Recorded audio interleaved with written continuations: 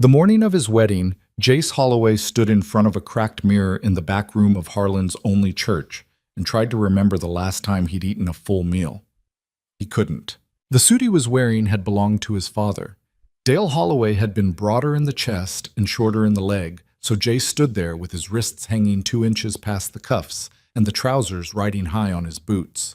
He'd tried to press the jacket the night before, but the iron had a broken handle, and he'd burned a pale brown stripe across the left lapel. He'd turned the lapel under and hoped no one would notice.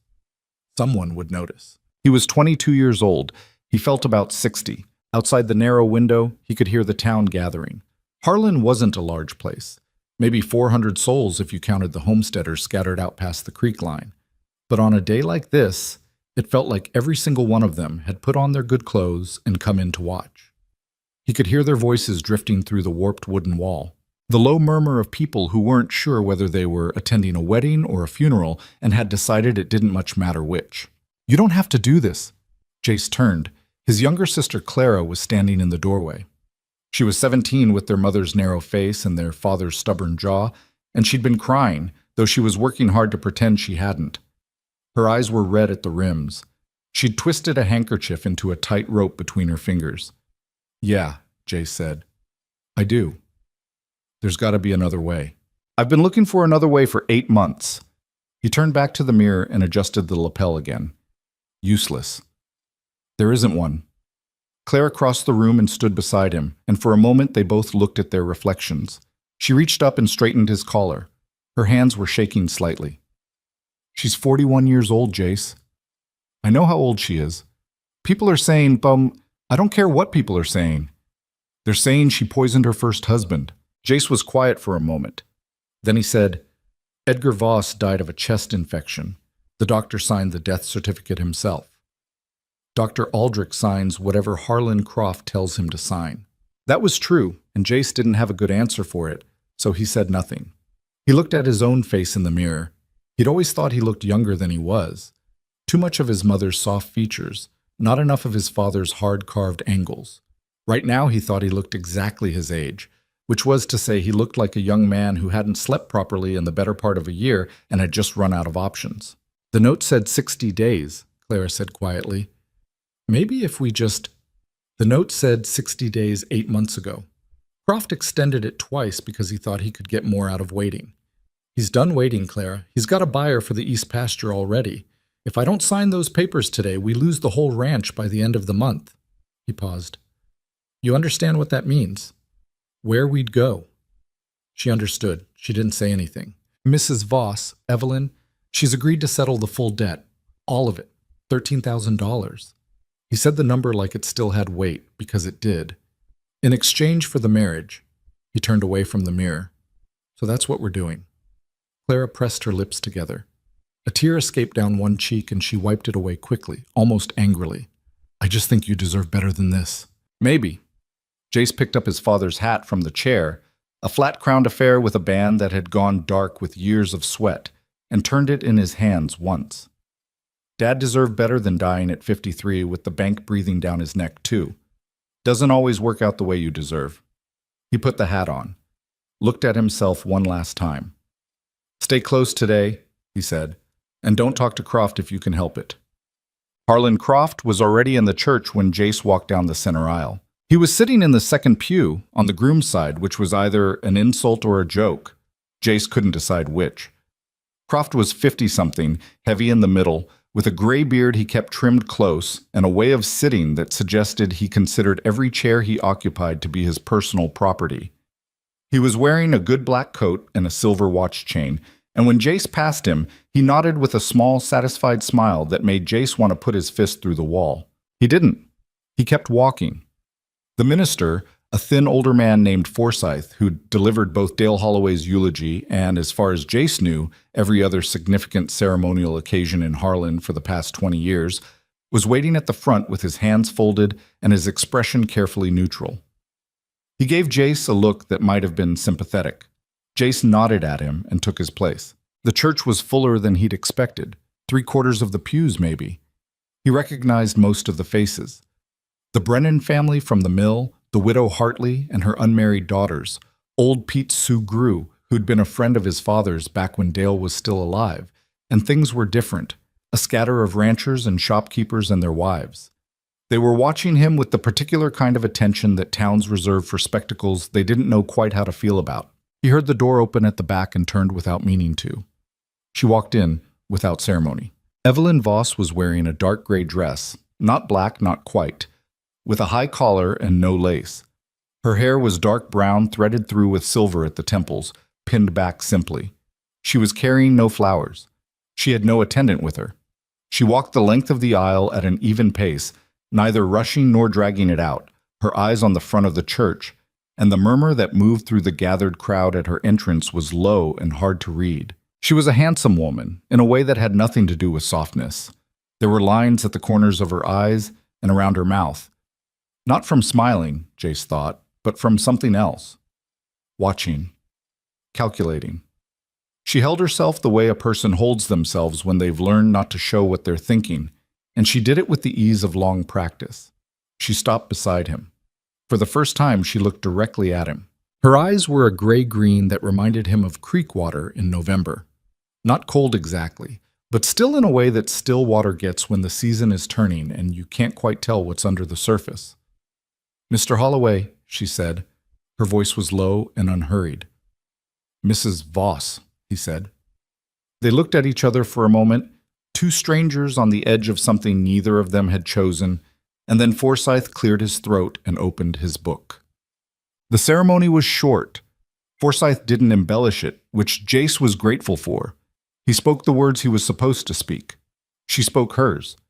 When Forsyth asked if anyone present had cause to object, the silence in the church was so complete that Jace could hear the wind pushing against the clapboard outside. Nobody objected. He put a plain band on her finger. She had brought it herself, in a small cotton pouch. He didn't know where it had come from, and didn't ask. Forsyth said, "You may kiss the bride," and then caught himself and looked at Jace with a flicker of something, embarrassment maybe, and added, "If you wish." Jace glanced at Evelyn. She met his eyes, and there was a brief, expressionless beat, and then she turned her cheek toward him very slightly. He pressed his lips to it for a second.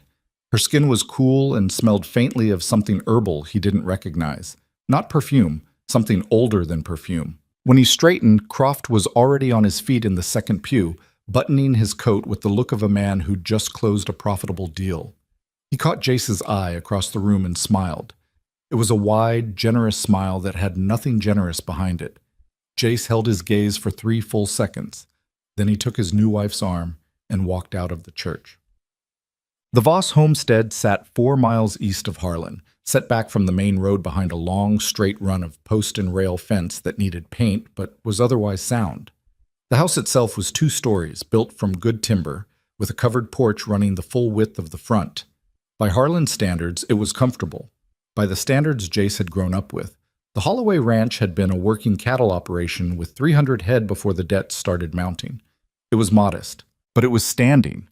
That was more than he could say for home. He arrived with his single bag in the early afternoon, driving the old buckboard with the roan mare that had somehow survived everything. Evelyn had come ahead of him. Her horse was already in the small stable. When he climbed down and tied the mare, he stood in the yard for a moment and took stock. A kitchen garden along the south wall, well maintained. A root cellar with a new-looking door. The woodpile was low for the season, which was something he could fix. The fence along the east side of the property needed a section replaced. He could see where a post had rotted and been propped rather than pulled.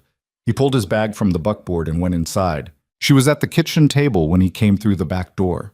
She had changed out of the gray dress and was wearing something simpler, a plain dark skirt and a cotton blouse with the sleeves rolled to the elbow. There were papers spread on the table in front of her. Not documents he could read from the doorway, but densely written, with small, neat handwriting that covered every margin.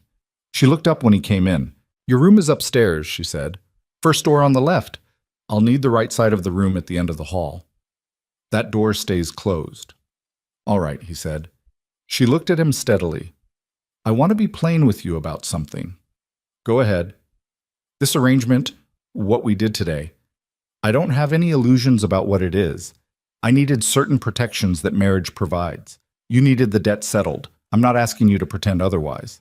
I'm not in the habit of pretending. Something moved in her eyes, though her expression didn't change. She looked back at the papers in front of her. Good. Supper's at 7. There's well water through the back door. He stood in the doorway a moment longer. The debt is paid? Actually paid. I had Thomas Aberline at the bank handle it this morning. Croft's note is settled in full. You should receive written confirmation by the end of the week. And the ranch? The land is yours. I've made no claim to it, and I don't intend to. She turned over the paper she'd been reading and set it face down on the table. I don't want anything from your family's property, Mr. Holloway. Only what we agreed. He nodded slowly. Jace, he said. She looked up again. If we're going to live in the same house, you can call me Jace. A long pause. All right, she said. Jace. She didn't offer him her own first name in return, and he didn't ask for it. He went upstairs to find his room. It was 3 weeks before things went wrong. In those 3 weeks, Jace had settled into something that resembled a routine, though it was unlike any routine he'd ever kept. He rose early and did the work the property needed. The fence post replaced, the woodpile built up, the stable cleaned and reorganized, a section of roof on the south eave that had started to sag. There was more work than he'd first estimated, which was fine with him. Work had always been the thing that kept his head clear. Evelyn moved through the house with a quiet self-sufficiency that he found difficult to read. She cooked simply and well.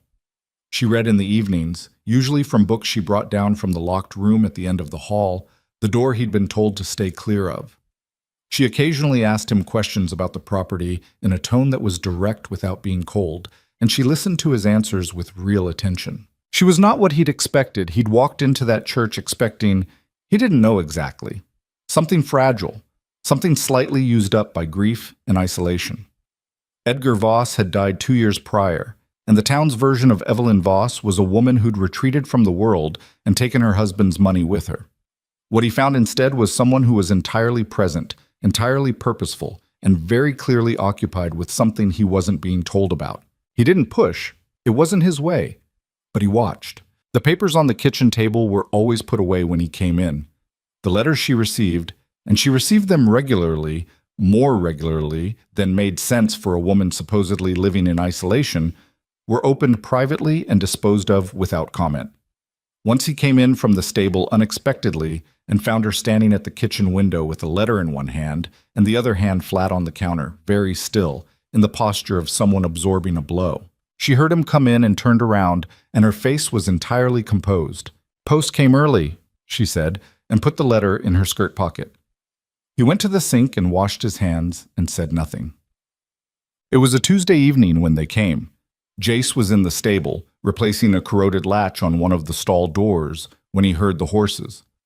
Multiple horses, 4 at least, maybe more, moving fast and slowing as they hit the yard. He set down the latch and listened. The light was going gray. It was maybe 40 minutes before full dark. He came to the stable door and looked out. There were 5 of them. They'd come in from the north road rather than the main track, which wasn't the way anyone who meant something ordinary came to call.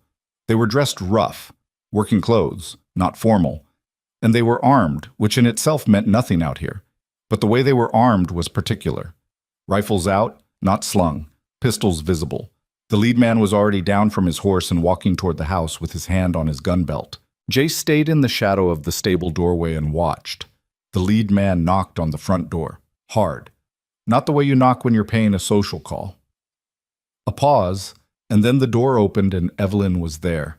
From where Jace stood, he could see her in profile.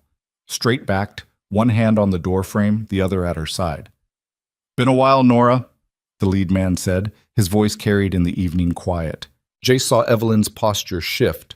Just a fraction, just a tightening, but he noticed it because he'd spent 3 weeks watching her. "I don't know anyone by that name," she said. "Sure you don't." The man stepped up onto the porch uninvited. "Connell wants what you took, you know that. This doesn't have to be difficult." "Get off my porch." "Come on, Nora, you've been running long enough." "My name is Evelyn Voss. This is private property. If you come inside this house, you'll be shot." The man stopped. Then he laughed, a short, dismissive sound. "With what?" "With whatever I have available." Her voice was absolutely flat. "I won't say it again." There was a moment, one of those moments where a situation could go in either direction, and then the lead man looked back at his companions, and something passed between them that Jace couldn't read from a distance. He took a step back from the door. "We'll be back," he said. "I expect you will." She didn't move from the doorway until they'd all remounted and ridden back out the way they'd come. Then she came inside and closed the door. Jace came out of the stable and crossed the yard. She was standing at the kitchen table when he came in. She'd lit the lamp. Her back was to him, and she was standing very still. "Who's Nora?" he said. A silence. Then she turned around. She looked at him with those gray-green eyes, and for the first time since he'd met her, there was something in them that he thought might be calculation. Not deceptive exactly, but the look of a person who is deciding how much of a truth to tell. "I should have told you before today," she said. "Yeah," he said. "You should have." She pulled out the kitchen chair across from where he was standing and sat down. She folded her hands on the table. "Sit down, Jace." He pulled out a chair and sat. "My name," she said, "was not always Evelyn Voss." He said nothing. He waited.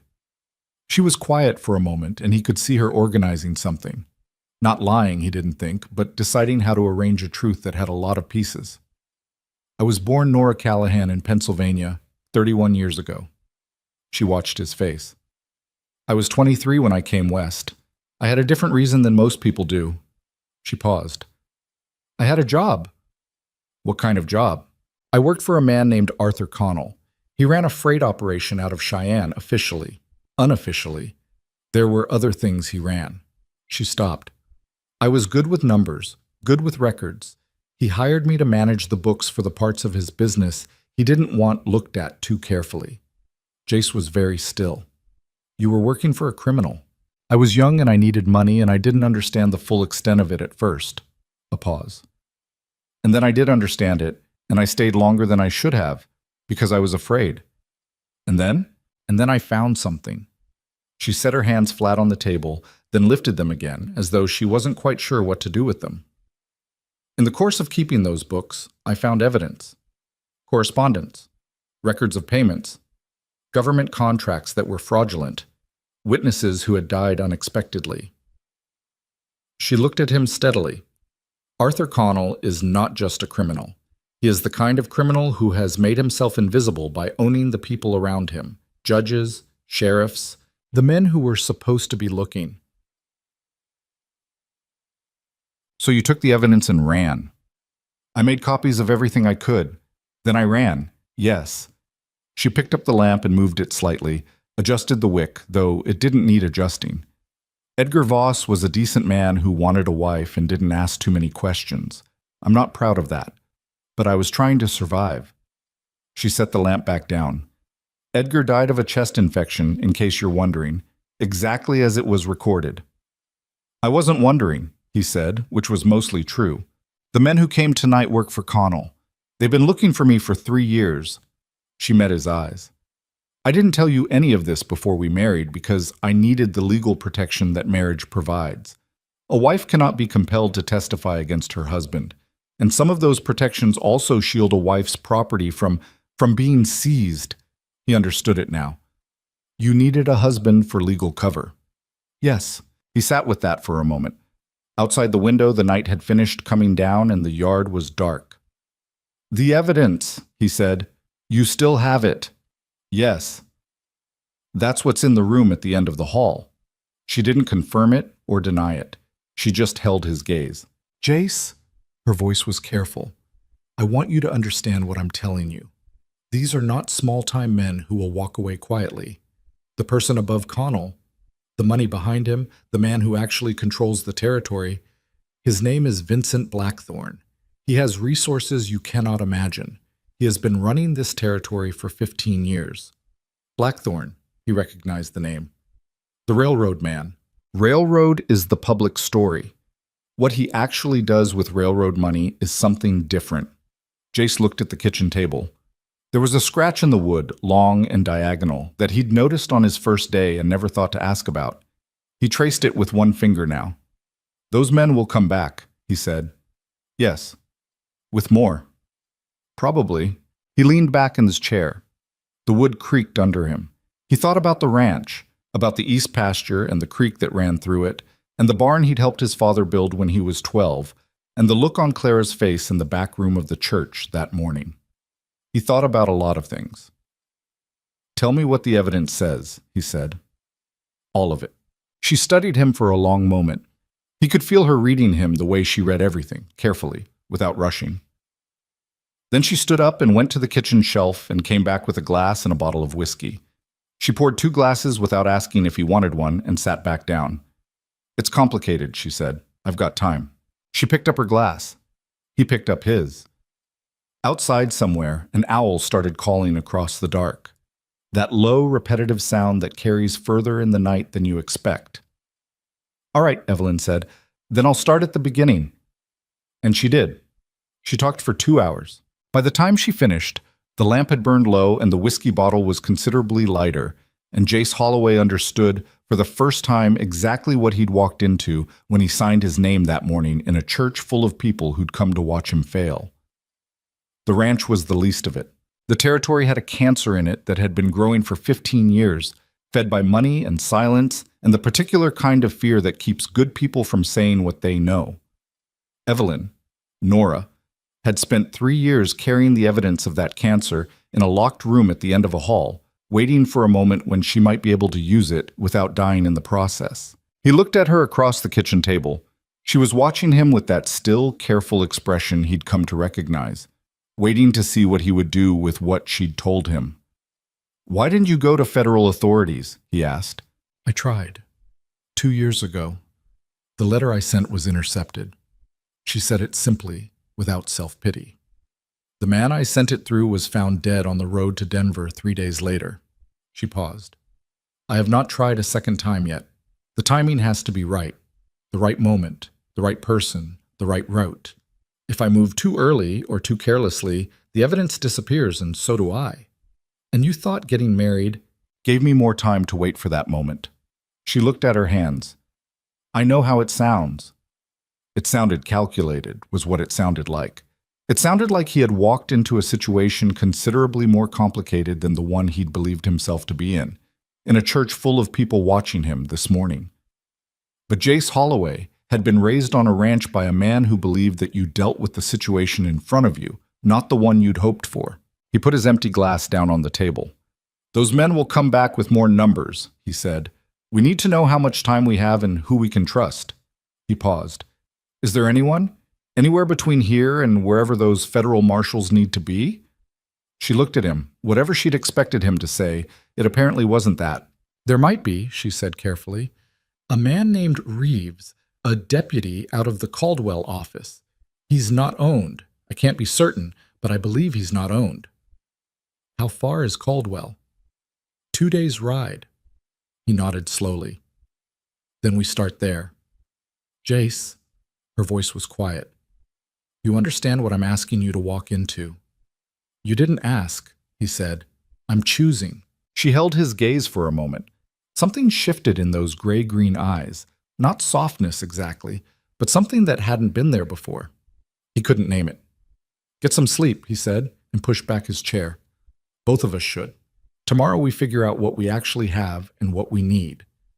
He walked upstairs to his room and took off his boots and his father's jacket and lay down on top of the blanket in the dark. His mind wouldn't settle. It turned over everything she'd told him. The names, the numbers, the shape of a corruption too large to have an easy edge. He thought about the men on horseback and the way they'd looked riding in, like men who were used to getting what they came for. He thought about the way she'd stood in that doorway and told them she'd shoot without moving a single muscle in her face. He thought about Croft's smile in the church pew that morning. A satisfied smile, full of the pleasure of a man who'd arranged something. But Croft was small compared to what Evelyn had just described. A regional opportunist, not an architect. He'd been a player in someone else's game without knowing it, probably. A lot of people, apparently, were players in someone else's game without knowing it. Jace stared at the ceiling in the dark. He'd walked in that morning believing the worst thing that could happen was a loveless marriage and a quiet, diminished life. He'd believed that by the end of that day because it was the worst thing he'd been able to imagine. He had not been imagining big enough. Outside, the owl was still calling somewhere in the dark. He lay there and listened to it, until finally his thoughts went quiet and he slept. Down the hall, in the room with the locked door, Evelyn sat at a small desk in the lamplight with the papers she'd been protecting for 3 years spread in front of her. She'd been carrying this alone for a long time. She knew what that had cost her. The constant vigilance, the isolation, the careful construction of a life that would hold just long enough. She knew what loneliness felt like when you wore it every day for months and then years. She thought about the young man sitting across the kitchen table from her, tracing the scratch in the wood with one finger. She thought about the way he'd listened, not impatiently, not with the look men sometimes got when they were waiting for a woman to finish talking. He'd listened the way someone listens when they actually want to understand something. She thought about what he'd said. "You didn't ask. I'm choosing." She folded the papers carefully and put them back in the locked box and put the box back where it belonged. She turned off the lamp and sat for a moment in the darkness. She had not planned for someone who would choose. She had planned for someone who could be managed, someone who would stay out of her way and give her the legal protection she needed and be handled at a careful distance. She had been very precise in her requirements. The arrangement was supposed to be clean and controllable. Nothing about tonight had gone the way she'd calculated. She sat in the dark for a while longer, listening to the sounds the house made at night, the settling of the walls, the wind brushing across the roof. Then she went to bed. Outside, the owl had gone quiet somewhere in the dark distance, and the territory stretched away under an enormous sky full of stars, indifferent and ageless, the same sky that had watched 1,000 arrangements between strangers in hard circumstances and would watch 1,000 more. This one was not finished, not even close. He was up before dawn, not because he'd slept well, he hadn't, but because lying in the dark turning things over was starting to feel worse than moving. Jace pulled on his boots in the gray pre-light and went downstairs and built up the fire in the kitchen stove. And by the time the water was boiling, he'd already worked through the rough shape of what the next few days needed to look like. The problem was information. Specifically, the gap between what he knew and what he needed to know. He knew there were 5 men who'd ridden in last night and would come back with more. He knew there was a box of evidence in a locked room that was apparently dangerous enough to get people killed. He knew there was a man named Vincent Blackthorne somewhere at the center of it all, with money and reach and 15 years of practice making problems disappear. And he knew there was a deputy in Caldwell 2 days right away who might or might not be the kind of man who stayed bought. What he didn't know was the timeline. How long before those men came back? Whether Blackthorne already knew where Evelyn was, or whether last night's riders had been operating on a lead that might still be soft. He didn't know how many people between here and Caldwell were on someone's payroll. He didn't know how much the evidence in that locked room was actually worth once it got into the right hands, or how many people had already tried to get it there and failed. He poured the coffee and sat at the kitchen table and waited. She came down 20 minutes later, dressed and composed, her hair already pinned back. She didn't look like a woman who'd spent the night turning over what she'd confessed across this same table. She looked like she'd slept 8 hours and made a plan.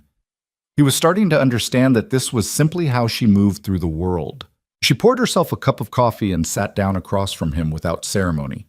She looked at his face and then at the window where the sky was going pale at the horizon. "You've been up a while," she said, thinking. "About?" "The timeline." He wrapped both hands around his cup. "Those men last night. Do they know for certain you're here, or were they working a lead?" She considered this seriously. "A lead, I believe. The man who spoke to me, his name is Russ Deller. He's worked for Connell for years. He was watching my face when he said my name, testing the reaction." She paused. "If they knew for certain, they wouldn't have come with 5. They would have come with 20. So we have some time. Some. Deller is not stupid. He'll report back to Connell, and Connell will report to Blackthorne, and Blackthorne will send more resources. Whether that takes 3 days or 10 days depends on how quickly they move." She drank her coffee. "In my experience, they move faster than you expect." "Then Caldwell is the first thing." "It's the most important thing." She set her cup down. "Deputy Reeves, I need to explain why I believe he's trustworthy, because it's not something I can fully verify. I sent a letter through a different channel 18 months ago, not to him directly, but to his office through someone I believed was secure. The letter was coded. If it had been intercepted and decoded, certain things would have happened that didn't happen. Reeves sent a reply through the same channel that indicated he understood what I was saying. But Jace absorbed this. You've been building toward Caldwell for a year and a half. I've been building toward it carefully. Moving too fast gets people killed. Something flickered in her expression, just briefly. I already know that. He thought about what she'd said last night. The letter. The man found dead on the road to Denver. Who was he asked. The man you sent the first letter through. She was quiet for a moment. His name was Thomas Ridley. He was a courier. He had a wife in Denver and 2 daughters. She said it without visible emotion, but the flatness itself was a kind of weight. I have thought about him every day for 2 years. Jace didn't say anything to that. There wasn't anything useful to say. Reeves is different, she continued after a moment. He's a federal deputy, not a civilian. He has his own protection, his own chain of command. Getting him the evidence is not the same as getting a letter to him. If I send him the full documentation through the right channel, he has the authority to act on it without exposing himself the way Ridley was exposed. She folded her hands on the table. But I need to reach him directly, in person, ideally, or through someone who can vouch that the meeting is genuine. You can't ride to Caldwell yourself. No. She said it simply, without argument. Deller may be watching the roads already. A woman traveling alone would be remarked upon. He understood what she was saying before she finished saying it. But a man on ranch business wouldn't be. A man who'd just married would have reasons to be riding to town for various practical matters. Nobody would look twice. He looked at her across the table. She looked back at him steadily. And he noticed, not for the first time, that she never looked away first. Most people, when they were asking something difficult, had a way of softening their eyes or finding something else to look at. She didn't. If I ride to Caldwell, he said, you're alone here. I've been alone here for 2 years. Not with Deller knowing the property. A brief pause. I have a rifle, and I know how to use it. I also have the cellar. She said it practically, the way you talk about available tools. The house is not indefensible. He thought about this, about leaving her here, 4 miles from town, with men who knew the road back.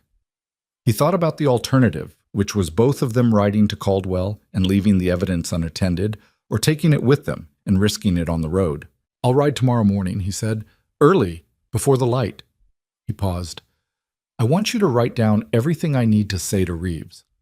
The verification, whatever code or signal he'll recognize, everything. And I want to know what the evidence actually is, not the shape of it, the specifics. She nodded slowly. That's fair. One more thing. He met her eyes. Is there anyone in Harlan who might tell Deller something useful? Someone who'd notice I'd ridden out? She thought about this carefully. Harlan Croft, she said. He watches everything that moves through this county. Whether he'd go out of his way to give Deller information, I'm not sure, but I wouldn't assume he wouldn't. Croft's connected to Blackthorn. I don't know the nature of their arrangement, but Croft has been operating in this territory without significant opposition for a long time. That doesn't happen without being aligned with the right people. Jace thought about the smile in the second pew, the satisfied look of a man closing a deal. Yeah, that tracked. All right, he said. He pushed back his chair. I'm going to ride into Harlan this morning, not Caldwell. I need supplies and it'll look normal. While I'm there, I'll get a feel for whether Deller or any of his people have been asking questions. He stood up. While I'm gone, keep the doors latched and don't go far from the house. She looked up at him with an expression he couldn't quite read. You're being careful. I'm being practical. Most men in your position, she said, would have left before sunrise. He picked up his hat from the hook by the door. Most men in my position didn't know what they were in for when they signed up. He put the hat on. Neither did you, for that matter. He went out to saddle the roan. Harlan in the morning had the specific quality of a place still deciding what kind of day it was going to be. The main street was quiet at that hour, the storefronts still shuttered, only the feed merchant and the bakery showing any sign of life. Jace tied the roan in front of Alderman's general store and went in for the things he needed, flour, lamp oil, a new coil of rope, and he paid attention while he was doing it. Alderman himself was a heavy-set man with a careful disposition who had always been decent to the Holloways. While he was tallying the order, Jace asked in a conversational way whether there'd been any strangers through in the past day or two. Alderman's hands paused for just a fraction of a second. "Few men came through yesterday evening," he said. "Stopped at the Criterion for a drink. Didn't say much about who they were or where they were going." "Rough-looking? Working men." Alderman finished tallying and looked up. "Didn't cause any trouble. Asked after the Voss place, whether anyone knew it." He looked at Jace with a complicated expression. "I told them I didn't know the property particularly." "Appreciate that," Jace said. "You know who they are?" "Working on figuring that out." Alderman folded the receipt and pushed it across the counter. "Your father was a decent man, Jace. Didn't deserve what happened to him." He said it without embellishment, just matter of fact. "I hope you're being careful." "Trying to be." He loaded the supplies on the roan and rode back out of town the same direction he'd come in, and he didn't look back. But he filed everything Alderman had told him into the careful inventory he was building in his head. Deller had asked about the property by name, which meant he wasn't certain, but he was close. The lead was getting harder, not softer. They had less time than he'd hoped. He told Evelyn what he'd learned when he got back. She listened without interrupting, and when he finished, she stood up from the table and went to the window and looked out at the yard for a long moment. "I need to show you something," she said. She went upstairs, and he heard the sound of the lock at the end of the hall, and then she came back down with a flat wooden box, the kind used for storing documents. She set it on the kitchen table and opened it. Inside were papers, many papers, arranged in a careful order, each one handled so many times that the edges had gone soft. She spread them out with a methodical care that suggested she knew exactly where each one belonged. "These are copies," she said. "Copies I made of Connell's financial records over 2 years. These," she pointed to a set of documents in the upper left, "are records of government contracts. Specifically, railroad contracts awarded by federal land agents in Wyoming Territory between 1871 and 1876. The contracts on the surface are legitimate. What's underneath them isn't." He looked at the documents. They were dense with figures and names, agents, contractors, amounts.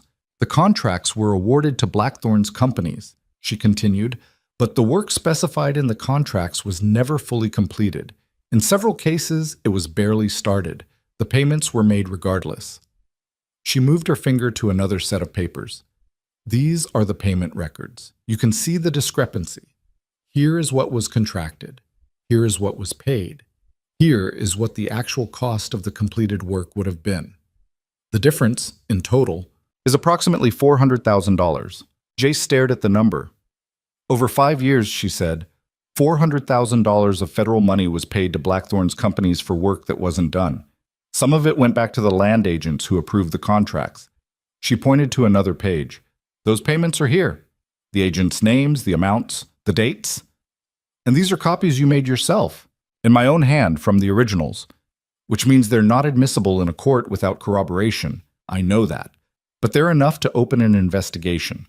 They're enough for a federal deputy to get a warrant and compel access to the originals, which still exist because Connell is too careful to destroy records he thinks no one knows about." She moved to a third set of documents. Her expression had shifted slightly, not softer, but more careful, the way a person's face changes when they get to the part of the story that costs them something. "These are different," she said. He looked. These were not financial records. They were letters. Personal correspondence, some of it, and what appeared to be internal reports. "There were 3 witnesses," she said. 3 men who worked for Connell in different capacities who had direct knowledge of the fraud. All 3 died within 18 months of each other, between 1874 and 1876. The official causes of death were various. A riding accident, a drowning, a fight outside a saloon. She put her finger on one of the letters. "This is a letter from Connell to a man named Jarvis, who I believe worked directly for Blackthorn. It references the need to address the Garfield matter. Garfield was one of the 3 witnesses. This letter was written 11 days before Garfield drowned." She paused. "I cannot prove causation from a letter that uses euphemism, but a federal investigator could." The kitchen was very quiet. Jace looked at the papers spread across the table. He looked at the careful handwriting. Her handwriting, copied out page by page in whatever circumstances she'd managed to find, carrying this from wherever she'd started and through 2 years of hiding. "How did you get these out?" he asked, without Connell knowing. "Slowly," she said, "over months. He trusted me with the records because I was good at keeping them and because I was a woman, which meant he didn't think I was a threat."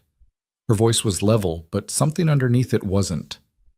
He was wrong about that. "And the originals? You said they still exist." "As far as I know, Connell doesn't destroy records because records are leverage, and he's always thinking about leverage. The originals are almost certainly in his operation in Cheyenne." She began gathering the papers back into their careful order.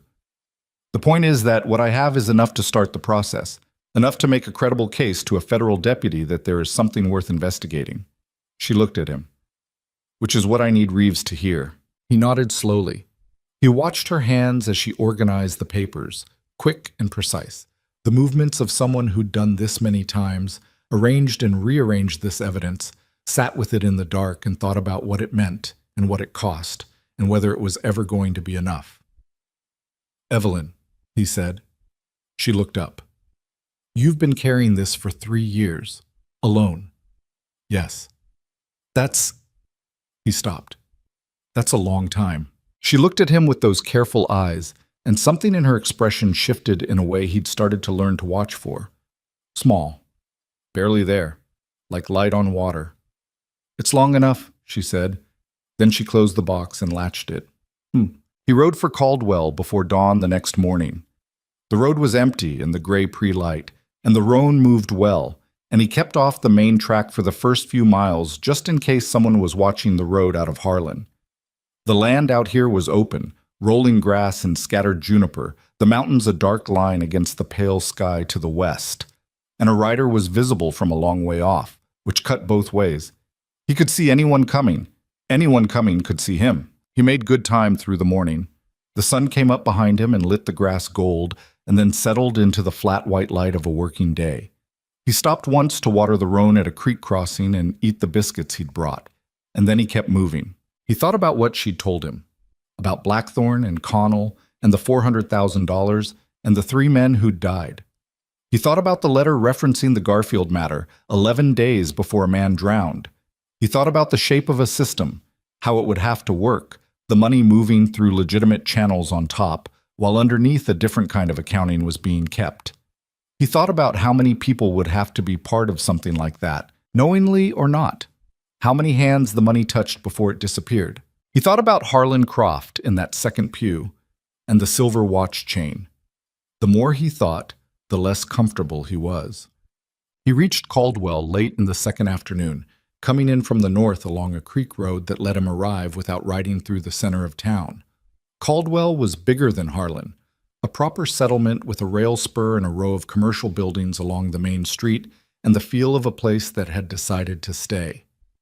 The federal deputy's office was easy to find, a low building near the end of the street with a government seal painted on the door.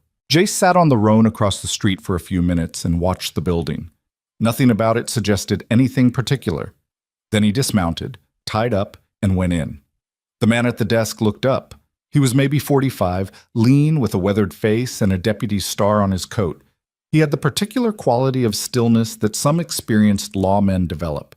Not relaxed exactly, but settled. Like a man who had learned to be patient because patience was the thing that kept you alive. "Help you?" he said. "Looking for Deputy Reeves." "You found him." Jace took off his hat. "My name is Jace Holloway. I'm writing on behalf of my wife." He paused. He said the phrase she had given him, the coded phrase from the letter 18 months ago, the one she'd said Reeves would recognize. "She sends her regards from the cold river." Something changed in Reeves's face. It wasn't dramatic. It was a small tightening, a refocusing, the look of a man who has been waiting for something and has just heard it coming. He looked at Jace for a moment, then he stood up and went to the door and looked out at the street in both directions. Then he came back and closed the door and drew the curtain across the window. "Sit down," he said. Jace sat. "She's alive," Reeves said. It wasn't quite a question. "She's alive. She's at the property outside Harlan. Men came looking for her 3 nights ago. 5 riders, asking for her by her old name. She thinks they'll be back with more. Reeves sat down slowly. He put his hands flat on the desk, and Jace could see him thinking, not panicking, not performing, just working through it methodically. How much time does she think she has? Days, maybe less. And the documentation? She has it, copies of everything. The contract records, the payment discrepancies, the correspondence about the witnesses. Jace watched the deputy's face. She said it's enough to open an investigation and compel access to the originals. Reeves looked at him steadily. What's your involvement in this, Mr. Holloway? She's my wife. That's a legal fact, not an explanation. I know what I married into, Jace said. I'm here because those are the facts in front of me, and I'd rather deal with facts than pretend they're not there. Reeves was quiet for a moment. He had the look of a man recalibrating something. Then he said, There's a federal circuit judge in Laramie who is clean. I can get word to him through a channel that Blackthorn's people haven't penetrated, as far as I know. If she can get me the documentation, I can get it to the judge with an affidavit and a formal request for a warrant within the week. She needs to know it won't disappear the way the first letter did. Reeves's jaw tightened slightly. I know about Ridley. I found out about him 6 months after the fact, and there was nothing I could do about it by then. He paused. This is why I need the documentation in my hands, not in a letter. Physical evidence transferred directly. Once the judge has it, Blackthorn can't make it disappear without making himself more visible than he wants to be. Jace looked at him. He was making the same calculations he'd been making all day. How much to trust? How far? On what basis? He had no way to verify this man beyond the code phrase and the way he'd drawn the curtain and the steadiness behind his eyes. Sometimes you made decisions on incomplete information. That was just what decisions were. She'll need safe passage to get to you, he said, or a way for you to come to the property without drawing attention. I can come to Harlan on routine business. I do it 3-4 times a year. No one looks twice at a federal deputy traveling the county roads. He thought for a moment. 4 days. Tell her 4 days. She needs to have everything ready. 4 days, Jace said. He stood up and put his hat back on. There's one more thing. A name she mentioned, Harlan Croft, runs land operations in the county. She thinks he might be aligned with Blackthorn, but she's not certain. Reeves's expression shifted. Croft, he said. He said the name the way you say a name you already know. That's useful to know, Mr. Holloway. Thank you. He paused. Tell her to stay off the roads. I'll tell her. He rode back through the evening, and the stars came out one by one over the open land, and the roan kept a good steady pace under him. And he thought about 4 days and what 4 days looked like when you were waiting for men who moved faster than you expected. He got back to the property in the deep middle of the night. He came in quiet, the way he'd left, and he was halfway to the stable when the front door opened and Evelyn stood in the doorway with a lamp in one hand and a rifle in the other. She lowered the rifle when she saw who it was. He led the roan in and unsaddled her and rubbed her down, and when he came out, Evelyn was waiting on the porch. She had put the rifle inside, but she still had the lamp, and the light made her face hard to read. Reeves, she said. He knows he's coming in 4 days. He wants the full documentation ready to transfer. He stopped at the base of the porch steps and looked up at her. He said he has a clean judge in Laramie. She exhaled, but not dramatically, just a slow release of breath, like something she'd been holding tightened its way loose. She looked at the lamp flame for a moment. 4 days, she said.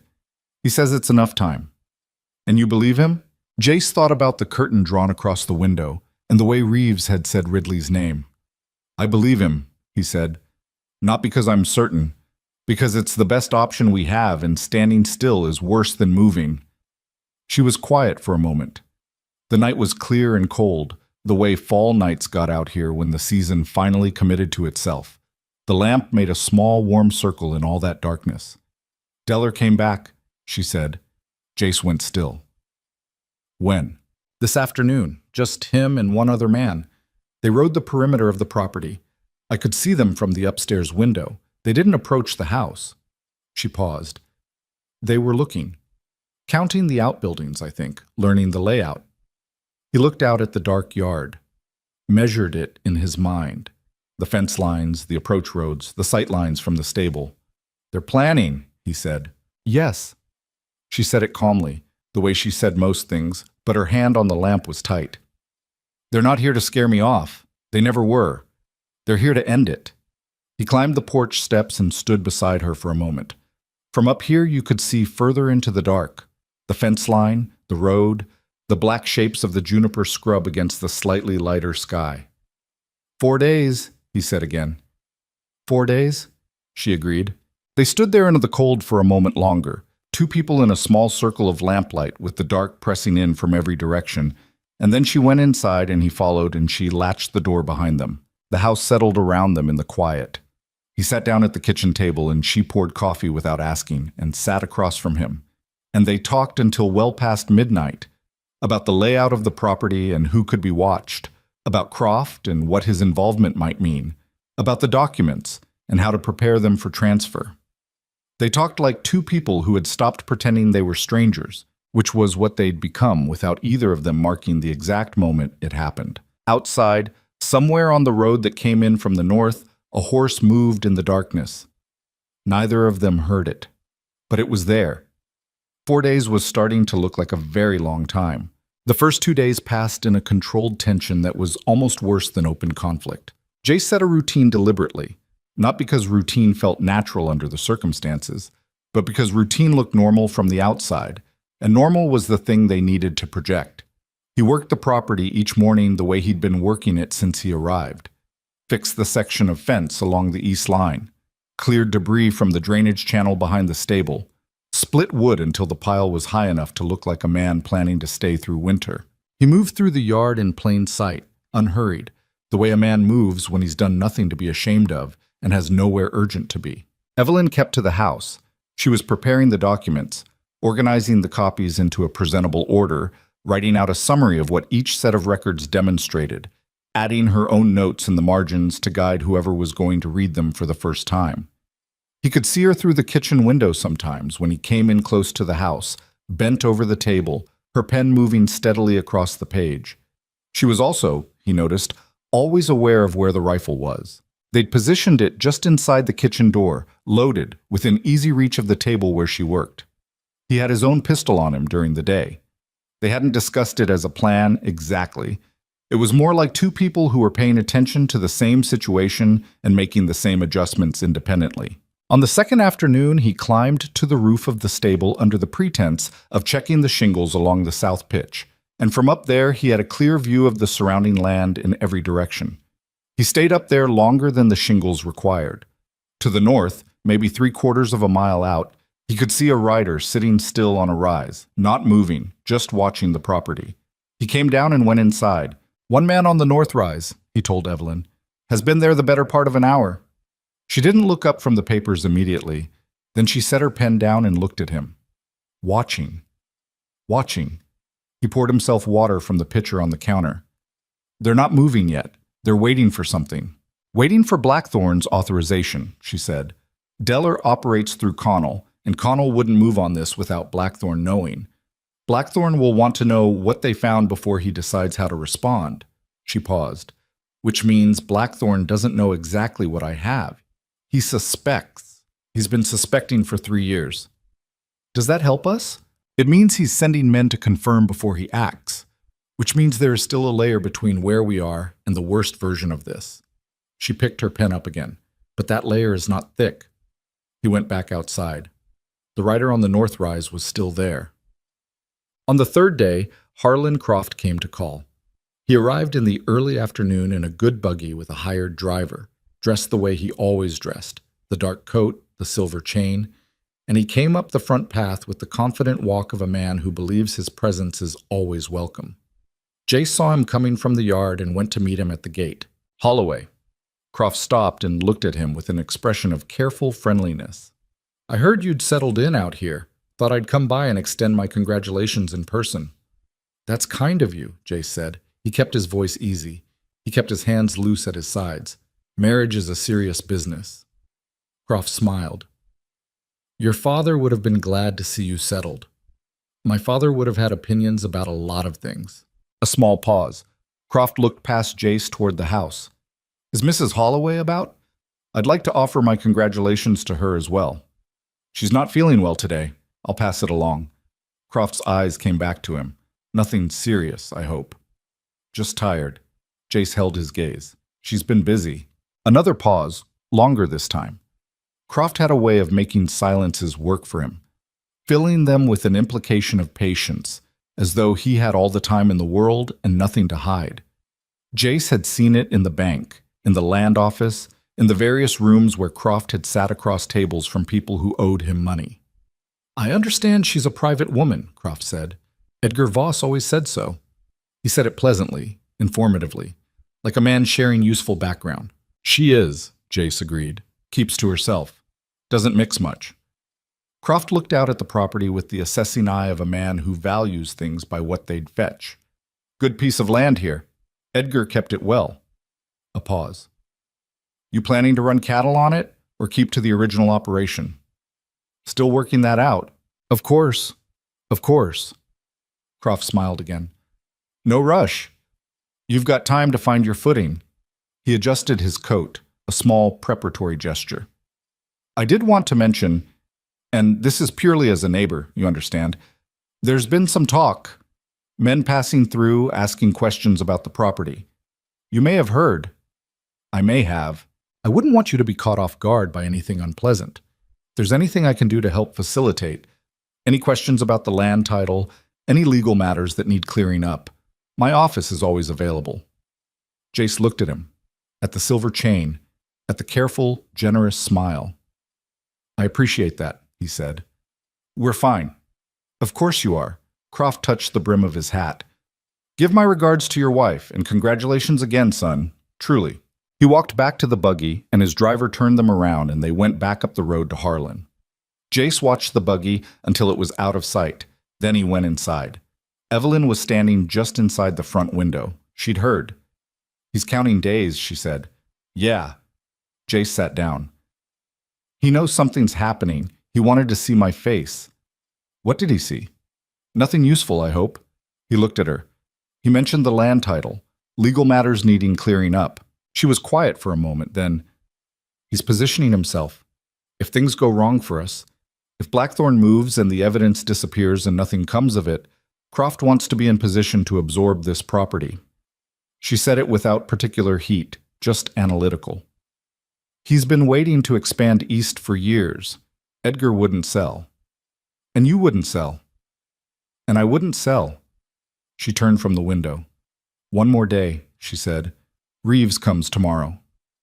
One more day, he agreed. Papam disaka tis. Reeves did not come the next day. He came that night, which was either a sign of caution or a sign of urgency, and Jace couldn't immediately tell which. The knock on the back door came after 10, 3 quick and 2 slow, the pattern they'd agreed on. Jace had the pistol in his hand when he opened it. Reeves came in fast and quiet, alone, and he looked like a man who'd been riding hard.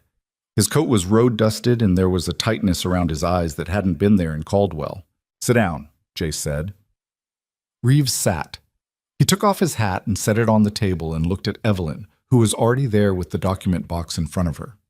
Something changed, she said. It wasn't a question. Blackthorn is here, Reeves said. He arrived in Caldwell 2 days ago. I found out yesterday morning. He's not traveling under his own name, but it's him. He's got 6 men with him at least, and he's been meeting with county officials. He paused.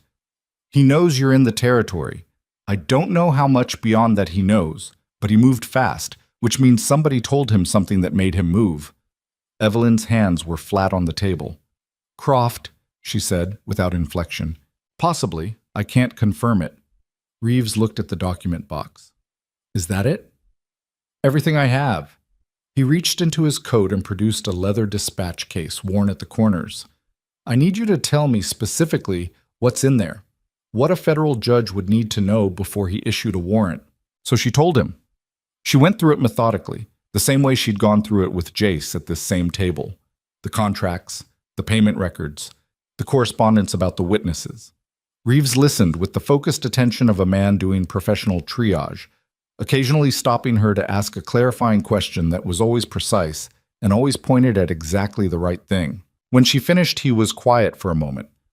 The letter referencing the Garfield matter, he said. You have the original of that? A copy in my hand. I made it from the original. And your attestation that you personally copied it from the original document? I can write one tonight. Do that. He looked at her steadily. Mrs. Holloway, I need to ask you something directly. Can you testify to this in front of a federal court? To everything you've just told me, under oath? The kitchen was very still. Jace looked at Evelyn. She was looking at Reeves, and her expression had the particular quality it got when she was making a decision she'd already thought through to its furthest edge. Yes, she said. I can. Reeves nodded. He didn't say anything congratulatory about it or perform any admiration. He just nodded and reached for the dispatch case. Then here's what we do.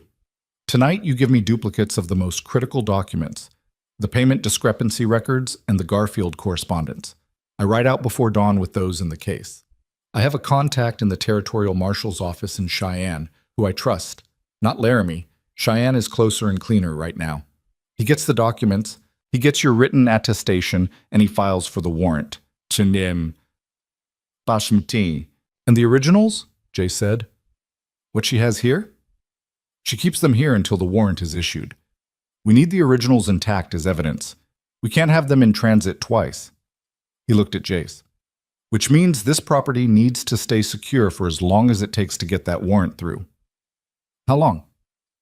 3 days minimum, possibly 5. The judge I'm using has authority to act quickly if the case is credible. He paused. I believe this case is credible. The three of them sat with that for a moment. 3 to 5 days with Blackthorn in the territory, and Deller watching the north rise, and Croft making friendly visits. There's another problem, Jace said. He looked at Reeves. If Blackthorn came here personally, he's not planning to wait for someone else to handle this. No, Reeves agreed. He's not. So he's going to move before you can get that warrant through. That's what I'm concerned about. Reeves picked up his hat. I won't pretend otherwise. Jace looked at the document box. He looked at Evelyn, who was looking at the same box with an expression that was difficult to name. Not fear, but something close to the territory that borders it, the place where a person has finally stopped running and is standing still and waiting for what they've been running from to arrive. She had been carrying this for 3 years. 3 years of calculating and waiting and moving carefully, and now the careful time was over and whatever came next was going to come fast. All right, Jay said. He stood up.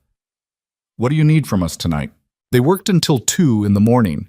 Evelyn copied the critical documents in her clear, steady hand while Reeves and Jace worked out sightlines and approaches and what could reasonably be defended and what couldn't. They talked about who in Harlan might be reliable in a crisis and who might not. They talked about the cellar and how long 2 people could hold a position in a house against determined men from outside. None of it was comforting, exactly, but it was practical, and practical was what they had. When Reeves left in the early hours, the dispatch case under his coat, he paused at the back door and looked at them both. I'll send word the moment the warrant is filed, he said. Whatever happens out here, don't let those documents be taken. If it comes to it, get them to me any way you can. Then he was gone, back into the dark. Blackthorn came on the 5th day. He didn't come the way Deller had come the first night, riding in fast with men visible and weapons out. He came in the late afternoon in a closed carriage, proper and unhurried, with 4 riders flanking it at a respectful distance. The carriage stopped at the front gate, and a man Jace didn't recognize climbed down and walked to the door and knocked politely. Jace answered it. He kept the door close to his body. Mr. Holloway. The man was 50-ish, well-dressed, with a contained, deliberate manner. My name is Vincent Blackthorn. I wonder if I might speak with your wife. The name landed the way she'd said it would. Not loud, but with weight. Jace looked at the man. He looked ordinary in the way that powerful men sometimes look ordinary up close, the danger of them in the patience behind the eyes rather than anything you could point to. About what? Jace said. I believe there may have been some misunderstanding between my organization and Mrs. Holloway going back several years. I'm hoping we can resolve it simply and without any further unpleasantness. He said it the way a man says something he's practiced. Smooth, reasonable, containing nothing you could call an overt threat, while implying every one of them. My wife is not receiving visitors. I understand, but I've come a considerable distance, and the matter is somewhat time-sensitive. He paused. I assure you, Mr. Holloway, this is a conversation, nothing more. I simply want to speak with her. From somewhere behind Jace, Evelyn said, "Let him in." He turned. She was standing at the edge of the kitchen doorway. She'd heard everything. Her face was composed, and her eyes were doing the thing they did when she was making calculations faster than other people could track. He looked at her for a moment, just a moment, and she gave him the smallest, most deliberate nod. He stepped back and opened the door. Blackthorn came in alone. He left the 4 riders at the gate, which was either a gesture of good faith or a performance of it. Jace closed the door behind him and stayed near it. The 3 of them stood in the front room. Blackthorn looked around the room. Not obviously, not rudely, just a quick inventory of a man who takes stock of every space he enters. His eyes went to the document box on the kitchen table and came back to Evelyn without lingering. "Mrs. Holloway," he said. "Or perhaps I should say, Miss Callahan." "Either name is fine," Evelyn said. Her voice was perfectly level. "I'll be direct with you. You have documentation that belongs to my business interests. Copies, I understand, made without authorization during your employment with a contracting firm in Cheyenne." He paused. "I'd like them returned. They weren't yours to begin with." "That's a characterization I'd dispute." He said it without heat. "What those documents represent are private business records that were taken without permission. Their disposition has been a source of concern to my organization for some time." "I imagine it has." She moved into the kitchen and stood behind the table, not exactly between Blackthorn and the document box, but close to it. "I've wondered sometimes how it felt, knowing they existed and not knowing where they were." Something shifted in Blackthorn's expression, just barely, just a tightening at the edge. He looked at her the way a man looks at something he has underestimated. "I want to make you an offer, Mrs. Holloway. A fair one. You return what you took, you sign a statement indicating that any copies you may have made are accounted for, and in exchange I ensure that certain complications involving your past, your real past, are quietly resolved. You could live here without difficulty, without men watching the road. And the $400,000 your companies collected for work that wasn't done?" A beat of silence. "That," Blackthorn said carefully, "is a complex accounting matter that has no bearing on the 3 men who died," Evelyn said. "Garfield, Walsh, Tremaine. Was that a complex accounting matter too?" The room went very still. Outside, Jace could hear the horses at the gate shifting. The late afternoon light was going amber through the windows. Blackthorn looked at her for a long moment. When he spoke again, the reasonable tone was still there, but something underneath it had changed. "Mrs. Holloway, I'm trying to resolve this without anyone else getting hurt. Give me the documents." "I won't," she said, "and I'll tell you why." She put her hands flat on the table, the same gesture Jace had seen her make when she was about to say something she'd thought through to the end. "Because those documents are not in this box anymore. The most critical records, the payment discrepancies, the Garfield correspondence, were transferred to a federal deputy 4 days ago. They are currently in the hands of the Territorial Marshal's office in Cheyenne, with my written attestation and a formal request for a warrant." She paused. "Killing me doesn't make them disappear. Burning this house doesn't make them disappear. The only thing you can do now that would make any difference at all is run, and even that won't work for long." He gasped some nut. Blackthorn went very still. Jace watched him. He watched the calculation happening behind those contained eyes. The rapid rearrangement of a man who had arrived here believing he held all the significant cards and was now being shown that the deck had been reshuffled while he wasn't looking. "You're lying," Blackthorn said. "I'm not," Evelyn said. "I've been waiting 3 years for the timing to be right. Deputy Reeves of the Caldwell office was here 5 days ago. You can verify his travel records if you like." She held Blackthorn's gaze. "It's done, Mr. Blackthorn. The question in front of you now isn't whether this comes out. It's whether you make it worse before it does." Another silence. Longer this time.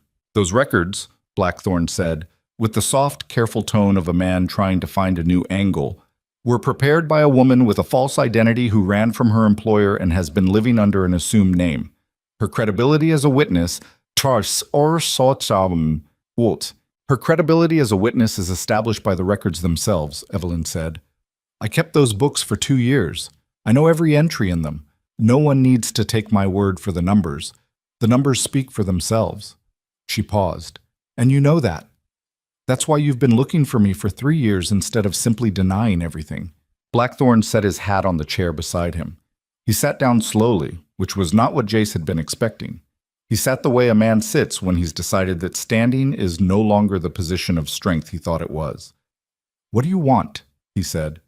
His voice had shifted, not to weakness exactly, but to a different register, negotiating register. "I don't want anything from you," Evelyn said. "That's not how this works. What happens next is not a negotiation between you and me. What happens next is a federal process. Federal processes can be influenced. I know. I've watched you influence them for years." She leaned forward slightly. "But you're not invisible anymore. The moment those documents landed in Cheyenne, your name was attached to a formal federal inquiry. Every judge you own, every sheriff on your payroll. Using them now doesn't make your problems go away. It just adds obstruction of a federal investigation to everything else." She met his eyes. "You know how this works better than I do." Blackthorn looked at her for a long time. Outside, one of the horses at the gate whinnied. Then one of the riders' voices too low to make out the words, and then a sound that Jace had been dreading since the afternoon started. The sound of more horses arriving. Multiple horses, coming in from both ends of the road. Jace moved to the window and looked out. There were 8 men at the gate now, where there had been 4. Deller was among them, visible by the set of his shoulders. They were all armed, and they were positioned with a deliberateness that wasn't casual. He looked at Evelyn. She was looking at the window too. Blackthorn hadn't moved from his chair. He was looking at the table. His hands were very still. "Call them off," Jace said. Blackthorn looked up at him. "I didn't call them here." "Someone did." Jace looked at him steadily. "Call them off anyway." Something moved across Blackthorn's face, something complicated, the look of a man who has set a machine in motion and is discovering that machines don't always respond to second thoughts. He stood up slowly and went to the front window and looked out at his men. Deller was watching the house. When he saw Blackthorn at the window, he tilted his head slightly, a waiting gesture. Blackthorn raised one hand, palm out, a hold signal. Deller looked at it. He looked at the other men. He looked back at the house. And he lowered his rifle. But he didn't step back from the gate. None of them did. "They'll listen to me for a while," Blackthorn said, coming away from the window. "Not indefinitely." He looked at Evelyn. "You understand what you've done. You understand the position you've put everyone in." "I understand it completely," she said. "I've had 3 years to think about it." Blackthorn's jaw worked slightly. He looked at her the way a man looks at something he has spent significant resources trying to eliminate and has just discovered cannot be eliminated. And the look was not admiration exactly. It was closer to the grim acknowledgement of a person who has met the edge of their own power. "The record's in Cheyenne," he said. "If I cooperate with the federal process, that's not a conversation to have with me." Her voice was firm but not triumphant. "That's a conversation to have with Deputy Reeves and the federal court." She picked up the document box and set it to one side of the table. "What I can tell you is that these remaining records, the ones still in this house, don't disappear if you take them. I know what's in them. I wrote them. I can reconstruct them. And I will." She let that sit for a moment. "You cannot unring this bell, Mr. Blackthorn." The room held that sentence for a moment, and then from outside there was a sound. Another voice. Deller's this time, and then a confused shouting, and then the unmistakable sound of more horses coming in hard and fast from the Harlan Road. And this time when Jace moved to the window, his stomach unknotted itself slightly, for the first time all afternoon. 3 riders coming in from the south, moving fast. 2 of them were wearing coats he recognized, federal travel coats, the kind that said something about who was inside them before you were close enough to see a badge. The third was Reeves. They came through the gate before Deller's men could close it, Reeves pulling up short and his horse dancing sideways, and his voice cut through the yard noise like a blade. "Federal deputy! Everyone stand where you are! Hands where I can see them!" A beat of absolute stillness. Deller looked at his men. His men looked at him. They looked at the 3 riders. They looked at the badges that were visible now, and they made the calculation that armed men make when they suddenly understand the mathematics of their situation have changed. Slowly, hands went up. Jace turned back into the room.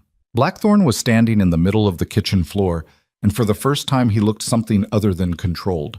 He looked like a man standing in a room where all the exits have just closed simultaneously, aware of it, not yet certain what to do with that awareness. Evelyn was looking at him with those gray-green eyes, steady and unreadable as creek water. "It's over," she said. Not with cruelty, not with satisfaction even, just as a statement of fact. Blackthorn looked at her for a long moment. Then he looked at his hat, still sitting on the chair where he'd left it when he sat down. He reached over and picked it up and held it in both hands, and he looked older than he had when he walked in. Not broken. Men like Blackthorn didn't break in a moment, but different. The architecture of absolute certainty, which had held his face in that controlled expression for the entire conversation, had developed a crack. "You have no idea," he said quietly, "how much this is going to cost you." "I know exactly how much it's going to cost me," Evelyn said. "I've been paying it for 3 years. Outside, Reeves's voice was steady and authoritative, directing men and horses and the suddenly rearranged geography of who was in control of what. Inside the kitchen, the afternoon light lay across the floor in long amber rectangles, and the three of them stood in it, and the world that had existed an hour ago was already gone, replaced by something that hadn't fully taken shape yet. Jace crossed to the back door and opened it. "Deputy Reeves," he called. "Coming." Reeves's boots on the porch steps, and then he was in the doorway, taking in the room, Blackthorn, Evelyn, the document box on the table. His eyes moved quickly and professionally. He looked at Jace. "You all right?" "We're all right." Jace paused. "The warrant came through?" "This afternoon. Laramie and Cheyenne both." He moved into the kitchen and looked at Blackthorn with the expression of a man who has been working toward a moment for a long time and is now standing inside it. "Mr. Blackthorn, I have a federal warrant for your arrest and for the seizure of financial records related to your business operations in Wyoming Territory." He reached into his coat and produced the papers. "I'm going to ask you to come with me quietly." Blackthorn looked at the warrant. He looked at Reeves. He looked one last time at Evelyn. Whatever he was going to say, he thought better of it. He put his hat on. "I'll need to speak with my attorney," he said. "You'll have that opportunity."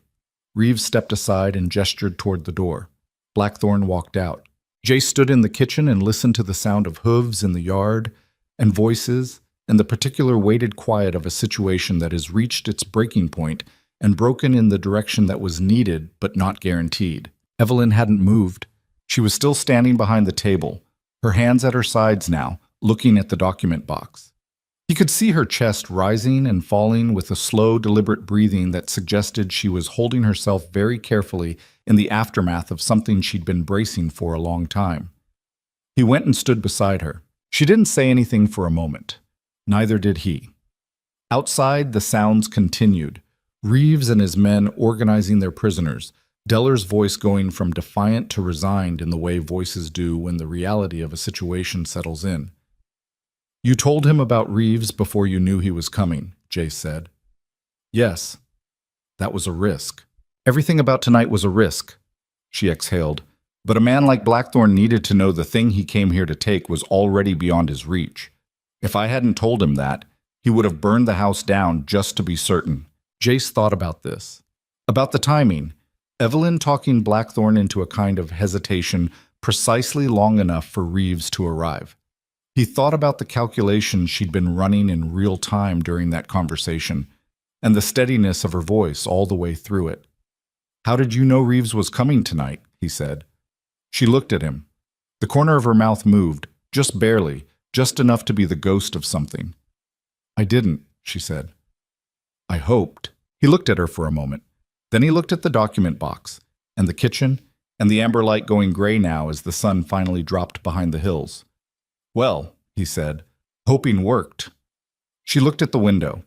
Outside, Blackthorn's closed carriage was being turned around, now carrying a very different passenger arrangement than it had arrived with.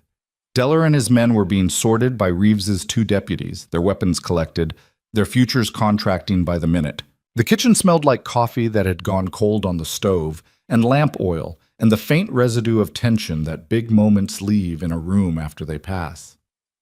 "It's not finished," Evelyn said quietly. Courts take time.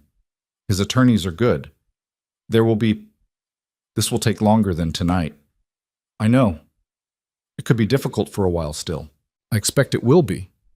He went to the stove and touched the coffee pot. Cold. He picked it up and carried it to the counter. You want fresh coffee? She looked at him, that small movement at the corner of her mouth again, more definite this time. Yes, she said. He started building up the fire in the stove. Behind him, she sat down at the table and put her hands flat on the wood, and he could hear her breathing slowly evening out. The careful managed control she'd maintained through the entire afternoon finally releasing its grip, just slightly, into something that was closer to ordinary. Outside, the last of the evening light died on the hills. The yard was still full of people and horses, and the complicated aftermath of what had just happened. But in the kitchen, there was just the sound of the fire catching and the coffee pot on the stove, and two people who had come through something together sitting in the quiet on the other side of it. It wasn't finished. She was right about that. But the worst of it had cracked, and cracks have a way of running all the way through, given enough time and the right kind of pressure. Jace Holloway had lived long enough to believe that, at least. Reeves stayed the night, not in the house. He posted himself on the porch with one of his deputies, a young man named Cord, who didn't talk much and kept his rifle across his knees, with the particular vigilance of someone who understood exactly what the night might still produce. The other deputy rode back toward Harlan, with Blackthorn in the carriage, and Deller and two of his men on horseback ahead of it, wrists bound, the whole procession moving through the dark under a sky full of stars that didn't care about any of it. Jace watched them go from the yard until the sounds faded. Then he went back inside. Evelyn was still at the kitchen table. She had the document box open again and was going through the papers one more time. Not checking them, he thought, just handling them. The way a person handles something they've held so long, it's become part of the texture of their days, and they're not yet sure what their hands will do without it. He sat down across from her and didn't say anything. The fire in the stove had settled to a steady burn, and the kitchen was warm. The coffee he'd made earlier was still hot enough. After a while, she looked up. Cord is young, she said. Reeves seems to trust him. Reeves seems to trust carefully. She looked at the papers in front of her. That's not a criticism. It's the right way to operate. He poured himself coffee and looked at the table. The scratch in the wood that he'd traced with his finger on that first night was still there, diagonal and unrepentant. He'd stopped noticing it sometime in the second week. Now he noticed it again. Blackthorn's attorneys will move fast, he said. Reeves said as much. They'll try to challenge the warrant. They'll argue the evidence was improperly obtained, that I was an employee who stole company records. She closed the box slowly. They're not wrong about the facts. They'll be wrong about the interpretation. Will it hold up? The warrant is based on a formal affidavit. The judge in Laramie issued it after review. He's not going to reverse himself overnight without cause. So, son. She paused. What they'll try to do is delay. Slow the process down long enough to, I don't know exactly, long enough to find something. Discredit me, discredit the records, find a procedural error. She set her hands on the closed box. But the records from Cheyenne are already in federal hands. The warrant for Blackthorn's business files is already issued. Those things can't be undone. And Connell? Connell is smaller. Once Blackthorn falls, Connell becomes useful to the prosecution as a witness. He'll make that calculation himself. She said it without satisfaction.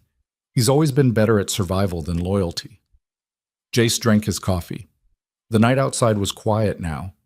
Just Cord's occasional movement on the porch, the horses in the stable, the normal sounds of a property settling into the dark. You should sleep, he said. She looked at him steadily. So should you. I will. He paused. Evelyn. He said her name the way he'd started saying it somewhere in the past week, not as a form of address exactly, but as a way of making sure she was tracking him before he said the next thing. Is there anything else? Anything you haven't told me that's going to walk through that door tomorrow? She considered this seriously, which he appreciated. She didn't deflect or reassure. There's Croft, she said. I don't know what Reeves has on him. If Croft was feeding information to Blackthorn, that needs to come out. But that's in Reeves's hands now, not mine. Anything else? The witnesses' families, Garfield, Walsh, Tremaine, they had families. If the federal investigation goes where it should, There may be some accountability there, some recognition. She paused. That matters to me. It's not urgent, but it matters. I understand. She looked at him for a moment longer, that level gray-green look that he'd learned to read as something other than coldness. It was just the way she focused, the same way some people looked sideways when they were thinking. No, she said finally, there's nothing else walking through that door. Good. He stood up and collected the cups. Sleep then. She went upstairs. He rinsed the cups and banked the fire and went out to the porch and talked with Reeves for a while in the dark, low and practical, about the morning's plan and what needed to happen in what order. Reeves was tired but alert, the kind of tired that experience teaches you to work through. You did well today, Reeves told him at one point. Jace thought about what he'd actually done, opened a door, watched a window, poured coffee. She did the work, he said. Reeves looked at him. She did. But she didn't do it alone, which matters more than you might think. He paused. People like her. They get so used to carrying things alone that they forget it's even possible not to. Sometimes what that costs them is the moment when they need to move and they hesitate because they've been alone so long they don't trust the ground under their feet. Jace thought about the kitchen and the way she'd told Blackthorne the documents were already gone and the steadiness of her voice all the way through it. He thought about what it would have taken to produce that steadiness and how different it might have looked if she'd been calculating alone. He didn't say any of that. He just nodded. Get some sleep, Reeves said. Tomorrow is going to be long. He was right. The morning brought two more of Reeves's deputies from Caldwell and a courier from the Territorial Marshal's office who arrived before breakfast with papers that needed signing. And by mid-morning, the Voss property had the feel of a place that had become, briefly and inconveniently, the operational center of something much larger than itself. Jace stayed out of the way of things he didn't need to be in the middle of and helped with the things he could help with, horses, coffee, the particular logistics of keeping a group of people fed and organized in a house that was not large. He rode into Harlan mid-morning for supplies, and this time the town felt different. The news had moved faster than he had. People looked at him in a way that was different from how they'd looked at him on his wedding day, or in the weeks before it, or at any point in this past year. It was a complicated look. Not entirely friendly. Some of it was the wariness that comes with discovering that a situation you thought you understood was more layered than you knew. But underneath the wariness, there was something else, something that felt tentatively like recalculation. He bought what he needed and rode back. Alderman caught him on the way out of the store and said simply, "Heard they took Blackthorne in." "They did." Alderman was quiet for a moment. "Croft?" He said the name carefully. "Reeves is looking into it." Jace tied the last of the supplies to the saddle. "That's all I know." Alderman nodded. He held out his hand and Jace shook it, and the old man held it a moment longer than a standard handshake. "Your father would have been glad," he said. "Not about any of the mess, but about the outcome." Jace rode back to the property. It was late afternoon when things went wrong again. He should have expected it. He'd even said it, that a man like Blackthorne wouldn't go simply, but the shape the trouble took was not the shape he'd been watching for. Reeves had ridden back toward Caldwell that morning with the documents and two of his deputies, leaving Cord and the second deputy, a man named Halsey, at the property. Cord was outside. Halsey was in the front room going through some paperwork of his own. Jace was in the stable. Evelyn was upstairs in the room at the end of the hall, which she'd finally unlocked and left open now that the box it had protected for 3 years was in federal hands. He heard the shot before he understood it. One shot, clean and close, from the direction of the front of the house. He was out of the stable and moving before the echo of it had finished crossing the yard, his hand on his pistol, trying to place the direction, trying to think. Cord was down on the porch. He was alive. Jace could see him moving, one hand pressed to his left arm, trying to get upright. The shot had clipped him. Not fatal, but he was out of the fight for the moment. From inside the house, the sound of Halsey's voice, sharp and commanding, and then another voice, a voice Jace didn't recognize. And then Evelyn's voice, coming from somewhere on the ground floor, which meant she'd come downstairs, which meant... He went through the back door. The kitchen was empty. He moved through it fast to the doorway of the front room and stopped. There were two men he didn't recognize, not Deller's people, different faces, which meant Blackthorne had more layers than Reeves had accounted for. One of them had Halsey at gunpoint in the corner, Halsey's weapon already taken, his hands raised. The other was between Jace and Evelyn, who was standing near the front window, her back straight, her face giving nothing away. The man facing her, 30-ish, hard-faced, not someone improvising this, had his gun leveled, and he was watching her the way a man watches someone he's been specifically sent to deal with. "The box," he said to her. Whatever else she gave the deputy. "Where is it?" "The deputy took everything with him this morning," she said. Her voice was level, but Jace could hear something underneath it that wasn't quite fear. Something tighter than calm. Something working hard to present as calm. "You're lying." "I'm not. It's in federal custody. If you shoot me, it doesn't change that." The man's eyes moved around the room, looking for the box, not finding it. He looked at Jace in the doorway. Jace had his pistol out, but the second man had Halsey, and the geometry of the room was bad. Too many bodies between him and a clean line. "Get in here," the man said to Jace. "Hands where I see them." Jace stepped into the room. He kept his pistol. The man watched him, but didn't immediately press it, which told Jace he wasn't completely certain about the situation. He'd expected fewer people, or different people, or something other than what he'd found. "Listen to me," Jace said. He kept his voice steady. "Blackthorne is in federal custody. Deller is in federal custody. Whatever he sent you here to do, this is over. There's nothing here to take. Reeves will be back by tonight with more men. You walk out now, you've got time to—" "Shut up," the man said. He looked back at Evelyn. "One more time. Where are the records she kept?" "Gone," Evelyn said. He moved, not toward Evelyn, sideways, fast, recalculating, toward Jace, because Jace was the one with the gun still in his hand, and that was the immediate problem to solve. Jace saw it happening and started to raise his arm, and the man's elbow caught him across the jaw, hard enough to send stars across his vision, and his pistol went sideways. He didn't drop it. He caught the man's wrist with his free hand, and they went into the wall together, and the wall was solid, and the impact was jarring, and neither of them had a clean advantage. The man was strong, thicker through the chest than Jace, with the particular solidity of someone who had done this before, and for a moment the room contracted to just the two of them struggling for position. He heard Evelyn move. He couldn't see her. The man was in the way, but he heard her cross the room fast, and then a sound he recognized. The rifle from beside the kitchen door, which was closer to the front room than he'd thought she could reach. "Let go of him." Her voice was absolutely flat, no waver in it, nothing performative. The man in Jace's grip went still. Not immediately. There was a half-second of assessment, the calculation of whether it was a bluff, and then something about the quality of her voice resolved it for him. He released his grip on Jace's wrist. Jace stepped back.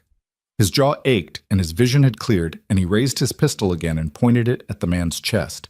Across the room, the second man still had Halsey, but Halsey had used the distraction. He'd gotten one hand to his belt, not the holster but close, and his body language had changed into the particular readiness of a man waiting for one more moment of distraction to act. It came when the first man lowered his hands. Halsey moved fast, got hold of the second man's gun arm, and drove him sideways into the corner with more controlled force than Jace would have expected from a man who'd been standing at gunpoint for the past 4 minutes. There was a brief struggle, a grunt, and then Halsey had the upper hand and didn't let go of it.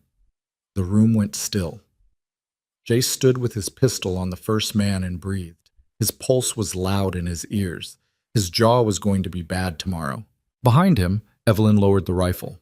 Just slightly, not all the way, just to a position that indicated she didn't need to fire, but hadn't decided the situation was entirely resolved. "Sit down," Jace said to the man in front of him. "On the floor." The man sat. Jace looked at Evelyn. She was holding the rifle with both hands, her knuckles not quite white, looking at the two men on the floor and against the wall with the expression of someone whose body is still running on emergency and whose mind is already half a step ahead of it. She looked at him. Her eyes went to his jaw. "How bad?" she said. "I've had worse." He hadn't particularly, but it wasn't the moment for precision. She held his gaze for one extra second. Then she looked away and went to check on Cord on the porch. Reeves came back with 4 men before dark. which was faster than Jace had told her to expect, and the look on his face when he came through the door and took in the room, the two men sitting on the floor, Cord with his arm bandaged, Halsey with a bruise forming across his cheekbone, told Jace that Reeves had received word of something and pushed the return accordingly. Blackthorn's attorney filed for emergency release this afternoon, Reeves said. He set his hat on the table. He looked at the two men on the floor with a very particular expression. Judge denied it, but someone moved fast. These two didn't come from Deller's group, Jace said. No. Reeves looked at them. They're Connell's men, which means Connell is still operating independently. He paused. That's useful, actually. It means we can work him separately. Evelyn was at the table. She looked tired in a way that had finally started to show. Not broken, not diminished, but used. The way a person looks at the end of a long effort when the effort has cost them something real. You said Connell would make the calculation to cooperate, Jace said to her. He will. He just hasn't made it yet. She looked at Reeves. He sent these men before he knew how completely this had moved. Once he understands the full picture, we'll make sure he understands it, Reeves said. He pulled out a chair and sat down across from her. Mrs. Holloway, I need to ask you something, and I want you to think carefully before you answer. He put his hands flat on the table. Are you prepared to testify? In a formal proceeding, not just an affidavit, but actually testifying in front of a federal court, under cross-examination from Blackthorn's legal team. The kitchen was quiet. Jace watched her face. He watched the question land and move through her, not with fear, but with the full weight of what it meant. She'd answered this question for Reeves once before. That had been hypothetical. This version was not. Yes, she said, it will be difficult. His attorneys are experienced and they will attack your credibility, your identity, your motivations. Everything about the past 10 years of your life will be visible.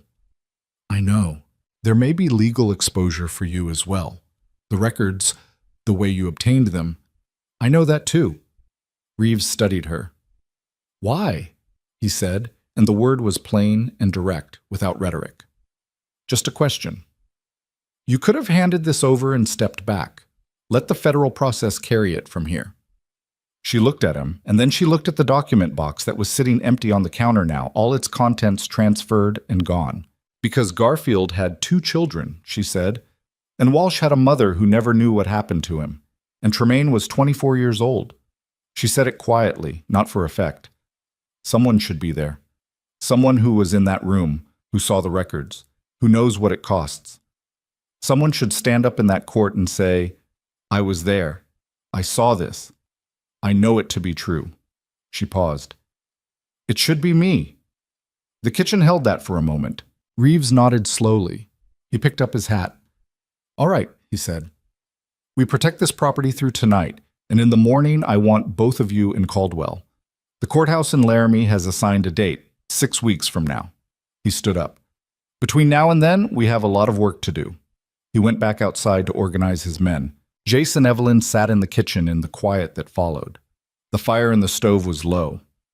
Outside, Reeves's deputies moved around the perimeter of the property with the calm efficiency of people settling in for a long night. 6 weeks, Jace said. 6 weeks, she agreed. He looked at his hands on the table. He thought about the ranch, the east pasture, the barn, the fence that still needed sections replaced along the north line. He thought about Clara, who deserved to know how things stood. He thought about a lot of things, and none of them seemed particularly urgent compared to the woman sitting across the table from him, who had just told a federal deputy she was ready to stand up in court and say I was there. You know, he said, when I walked into that church, I thought the worst thing that could happen was that the rest of my life would be quiet and diminished and nothing would come of it. She looked at him. I was very wrong about that, he said. The corner of her mouth moved. Considerably, she agreed. I'm not... He stopped. Reorganized. I'm not complaining. I want to be clear about that. I know. She looked at him steadily. Jace, what happened today? What you did? You had the rifle. Before that, when you held on to the gun. She paused. You didn't have to be here. This was never your fight. No, he said, But it's the fight that was in front of me. He looked at her, and I told you. I don't walk away from what's in front of me. She held his gaze for a long moment. There was something in those gray-green eyes that he'd started to recognize over the past weeks. Not warmth, exactly, because warmth implied something soft, and she was not soft. Something steadier than warmth. Something that had been building in the spaces between practical conversations and late nights and coffee made at 2 in the morning without either of them naming it or pressing on it. He didn't press on it now, either. The moment didn't need it. Get some sleep, he said. We've got a long road to Laramie ahead of us. She nodded. She stood up and picked up the empty lamp from the counter and paused beside him. Your jaw, she said. I know. There's arnica in the cabinet above the sink. It'll help. She went upstairs. He sat at the table a while longer, in the way he always did at the end of a day. Not dramatic, just the body taking stock. His jaw was stiffening up. His hands had a slight tremor that he recognized as the aftermath of adrenaline, the body's way of finishing something the mind had already moved past. He went to the cabinet above the sink and found the arnica and held the cloth to his jaw and sat back down and did the inventory he always did at the end of a hard day. What was broken? What could be fixed? What needed to happen first? Blackthorne was in custody. His men were accounted for. Connell would move toward cooperation when the mathematics became clear, which they would. Reeves had 4 men on the property and the night was under control. In 6 weeks, there would be a courtroom in Laramie, and Evelyn would stand up in it and say what she'd seen, and it would cost her, and it would matter. The ranch debt was gone. The land was his. Clara was safe. None of this was how he'd imagined it, the life he'd expected to live, the diminished, quiet one he'd resigned himself to in the back room of a church, in a suit that didn't fit, hadn't materialized. Something else had materialized instead, something thornier and more complicated, and considerably more expensive in terms of jaw injuries and sleepless nights, and the ongoing education of discovering what he was made of. He thought about what Reeves had said on the porch last night, about people who get so used to carrying things alone that they forget it's possible not to. He thought about Evelyn at the kitchen table in those first days, papers arranged in their careful order, the rifle always within reach, the locked door at the end of the hall. He thought about the way she'd stepped into the front room with that rifle and said, in a voice with nothing performative in it, "Let go of him." The arnica cloth had gone warm. He set it on the table and looked at the scratch in the wood. Outside, one of Reeves's men made a circuit of the porch, and his boots were steady and unhurried on the boards. The horses in the stable were quiet. The fire in the stove ticked softly as it settled. It was not a comfortable night. It would not be a comfortable 6 weeks. The road to Laramie was long, and what waited at the end of it was real and serious, and would demand more from both of them than anything so far had demanded. But Jace Holloway had stopped expecting comfortable somewhere around the 3rd week of this marriage, and what he'd found instead of comfortable was something that held its shape under pressure, which was worth considerably more. He got up and banked the fire and went upstairs to his room. Down the hall, the door that had been locked for 2 years was open now. The room behind it no longer a vault, but just a room. The thing it had protected for so long was in federal hands, doing the work it had always been meant to do. He lay down in the dark and listened to the house, Reeves's men outside, the wind across the roof, the ordinary sounds of a night that was, for the first time in weeks, not bracing for impact. Sleep came faster than he expected. In the morning, there would be Caldwell, and the long process of building a case that would hold up in court, and all the work that serious things require. In the morning, there would be Clara to write to, and the ranch to think about, and a future that was genuinely uncertain in a way that was different from the resignation he'd carried into that church. Uncertain, but open. He hadn't felt that in a long time. He closed his eyes, and the night held the house quietly, and outside the stars were the same stars that had been overhead every night of this, indifferent and enormous and present. And somewhere in Laramie, a federal judge had issued a warrant with a man's name on it, and somewhere in the territorial marshal's office in Cheyenne, a box of carefully copied documents was sitting under lock and key and chain of custody, waiting to do what it had always been waiting to do. The morning would come. The work would continue. Jace slept. But 2 floors down, in the yard, something shifted. One of Reeves's deputies, the young one, Cord, arm bandaged and sore, was making his circuit of the property's south fence when he heard a horse moving on the road. Moving slow, not approaching, just moving parallel to the property, which was the thing that made him stop and listen. He stood very still in the dark. The horse stopped. Cord put his good hand on his rifle and waited. 30 seconds, a minute, nothing. He walked the fence line to the corner post and looked out at the road. Empty. Whatever it had been, rider, loose animal, his own tired ears manufacturing sound in the dark, it was gone. He stood at the corner for a long moment, looking at the empty road. Then he turned and walked back. The night was quiet. It stayed quiet. But the road was not as empty as it looked, and the morning that was coming was not as simple as the one Jace Holloway had fallen asleep expecting. Not quite yet. The rider on the road was Connell. Cord found this out in the morning when the man walked up to the gate in the early gray light, with his hands visible and his horse trailing behind him, and his expression carrying the particular quality of a man who has spent the night calculating and has arrived at an answer he doesn't entirely like, but has decided to live with. Arthur Connell was smaller than Jace had imagined from everything Evelyn had told him. Medium height, thinning hair, a face that had the soft, careful look of a man who had spent his working life in rooms rather than outdoors.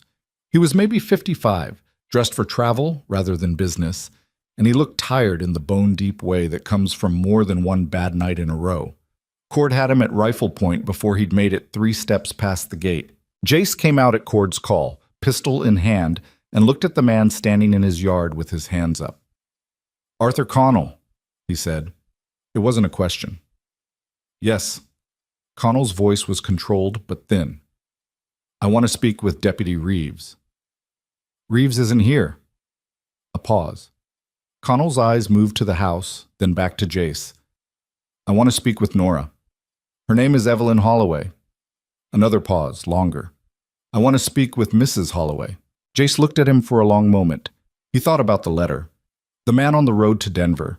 He thought about Evelyn in the kitchen the first night, telling him about Thomas Ridley. The careful, flat voice, the weight that lived underneath it. "Wait here," he said. He went inside. Evelyn was already up, already dressed, standing at the kitchen counter with her coffee. She'd heard the voices.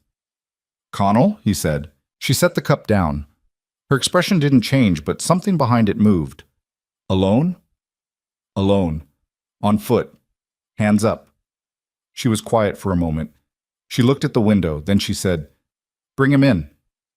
Jace brought him in. Connell came through the back door and stopped in the kitchen and looked at Evelyn across the room. She looked back at him. It was a strange thing to watch.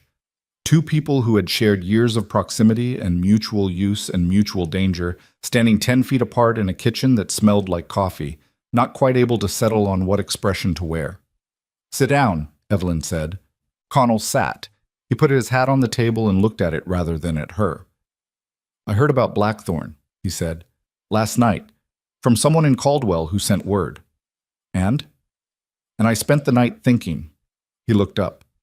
"I know what the warrant covers. I know they're going for his business records in Cheyenne, and I know that when they get those records, my name is in them." He said it plainly, without drama. "I'm not a fool, Nora." "Evelyn," he corrected himself.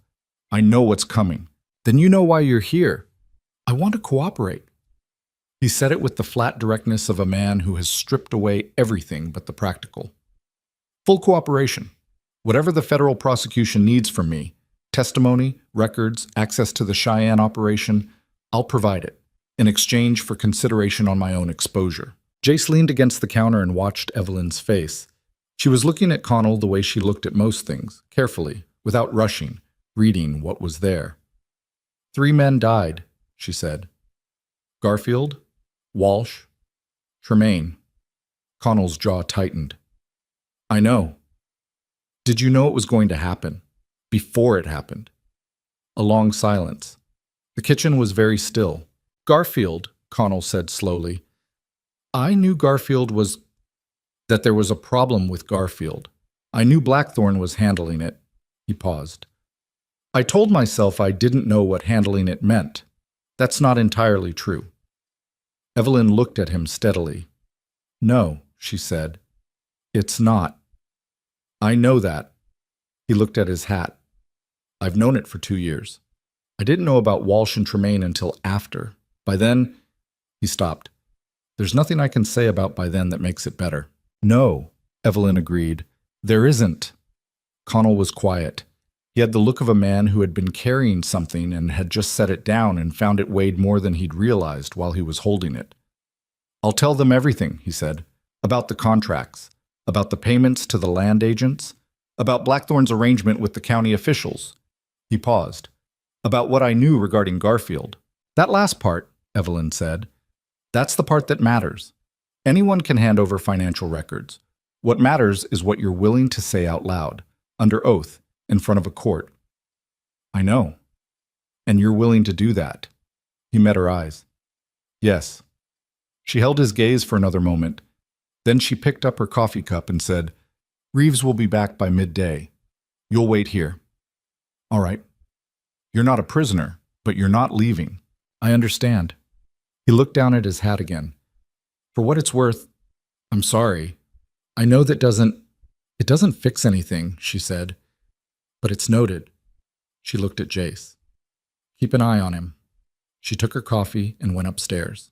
Jace looked at Connell sitting at the kitchen table with his hands folded around his hat and thought about the specific kind of person who builds a life on useful proximity to worse men and then has to sit in a room one morning and account for it.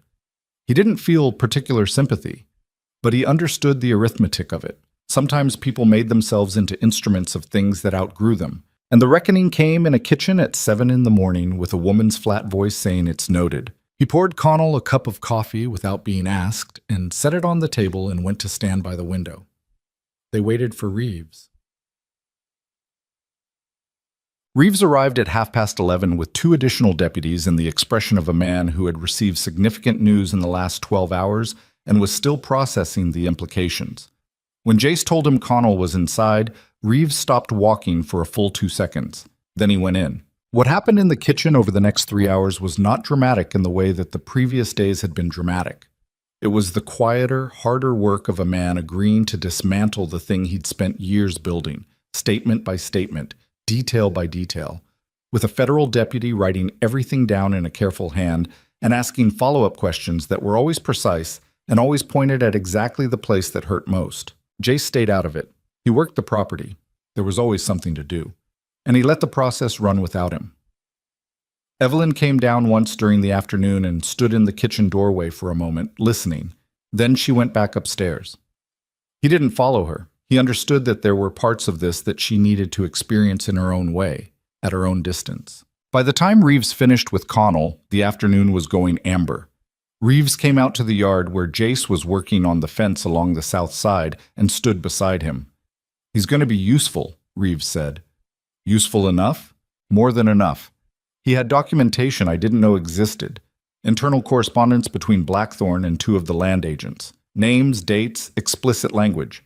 It's not euphemism like the Garfield letter. He paused. Combined with what she already provided, this case is as solid as I've seen in 15 years of this work. Jace set down the fence tool. And Croft? Reeves was quiet for a moment. Connell confirmed it. Croft was receiving payments from Blackthorn's operation. Not large amounts, but consistent. In exchange for information about property ownership, land transactions, who was in debt, and how badly. He paused. Your father's debt, he said carefully. The way it accumulated. Connell says Croft was feeding the information to people who had an interest in certain properties changing hands. Jace looked at the fence post in front of him. The new wood he'd put in a month ago, solid and square in the ground. Croft manufactured the pressure, he said. Not the debt itself, but the timing, the urgency. Reeves's voice was careful. I can't undo what it cost your family, but I want you to know we'll pursue it. Jace nodded. He picked up the fence tool again. He didn't trust himself to say much for a moment, so he didn't say anything. He worked the post until it was right, and then he moved to the next one. Thank you, he said finally, for moving fast. Yesterday, coming back early. I had a feeling, Reeves said simply. Men like Blackthorn always have a contingency. He went back inside. Jace kept working the fence until the light told him to stop. Eat. The 6 weeks between that afternoon and the Laramie courthouse were the strangest weeks of Jace Holloway's life, and that was a meaningful distinction given the weeks that had preceded them. They moved to Caldwell the morning after Connell gave his statement, as Reeves had wanted. The property too isolated, too exposed for two people waiting on a court date. Reeves found them rooms above a respectable boarding house run by a woman named Mrs. Farrell, who asked no questions and kept good coffee on the stove. Clara came from the ranch and stayed for 2 weeks. And the reunion was the kind that doesn't involve many words. Just Clara, looking at her brother's face and the yellow-green bruise on his jaw that was still fading, and then looking at Evelyn, and then making up her mind about things in the straightforward way she'd always made up her mind about things. By the end of the first week, Clara and Evelyn were sitting at the same table having conversations that Jace wasn't part of, which he took as a good sign without examining it too closely. He rode back to the property every few days to keep the work from getting away from them. The stable needed attention. The east fence had 2 more posts that had been meaning to give up for months. He worked and thought and let the physical repetition do what it always did for him, settle the noise down to where he could hear himself. He thought about his father, about the particular cruelty of learning, this late, that the weight Dale Holloway had died under had been made heavier than it needed to be by men with agendas and silver watch chains. He thought about what his father might have done with that information, and decided that Dale would have been angry for a while and then would have gotten back to work, because that was what Dale did. It was a form of stubbornness that Jace had inherited without meaning to, and he was glad of it. He thought about Evelyn, Nora, and the distance between those 2 names, and what it cost a person to put that much space between who they'd been and who they had to become. He thought about the room at the end of the hall, locked for 2 years, and the box inside it that she'd carried from Pennsylvania to Wyoming territory to a small homestead outside Harlan, waiting for the world to be ready for what she knew. He thought about the patience that required, the loneliness. He thought about choosing, about the difference between things that happen to you and things you decide to walk toward. He'd walked into that church believing he was being handed a sentence. What he'd actually been handed was a direction, though it had taken him a while to understand that. Most of the important things in his life had worked that way. You didn't see the shape of them until you were already inside. The Laramie courthouse was a 2-story stone building that smelled like paper and linseed oil, and the specific solemnity of a place that takes itself seriously. Jace had never been inside a federal courtroom before. He sat in the gallery on the first day of proceedings and looked at the architecture of it. The elevated bench, the careful arrangement of tables, the high windows letting in a light that made everything look slightly more consequential than it might have in ordinary rooms, and thought that whoever designed these spaces understood something about the theater of accountability. Blackthorne's attorneys were good. There were 3 of them, all polished, all experienced, and they attacked the case the way Evelyn had predicted, through her. Her identity, her history, her motivations, the circumstances under which she'd copied the records, the years she'd spent living under a name that wasn't her own. They were not cruel about it, exactly. They were methodical, which was worse. She held up. Jace watched her from the gallery and thought he had never in his life seen anything quite like it. A woman sitting in a witness chair being taken apart piece by 3 skilled attorneys, and holding the thread of her own account together through all of it with the same patience she'd used to hold everything else together. She didn't perform composure, she just had it, the way a person has something they've earned through repeated testing. When they tried to characterize the copied records as stolen, she said, "I made copies of documents that recorded federal crimes. I made them because I intended to report those crimes, which I have done. You can call that theft if you like." When they questioned her credibility as a witness, given her assumed identity, she said, "I took another name because I was afraid of being killed. I was right to be afraid.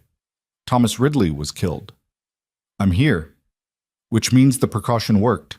My name doesn't change what's in those records." When they suggested her personal animosity toward Blackthorne compromised her testimony, she said, "I don't have personal animosity toward Mr. Blackthorne.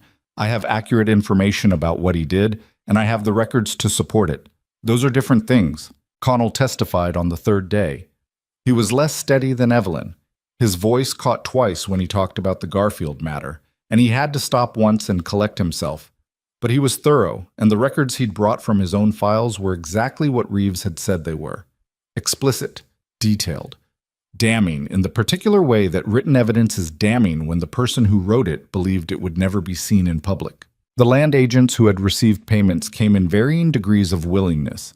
2 cooperated fully under their own arrangement with the prosecution, 1 had to be compelled, and 1 had fled the territory and was found in Colorado and brought back under warrant with the specific indignity of a man who believed he'd gotten away and discovered he was wrong. Croft entered a guilty plea on the 4th day of proceedings, which surprised no one who'd been paying attention and briefly electrified Harlan in a way that the town would talk about for years.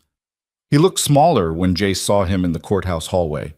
Not in any physical way, but in the particular way powerful men look smaller when the infrastructure of their power has been removed. The silver watch chain was gone. His coat was not as good. Jace looked at him and felt, not satisfaction exactly, but a settling. The particular internal quiet that comes when something that has been wrong for a long time is acknowledged as wrong in a way that has consequences.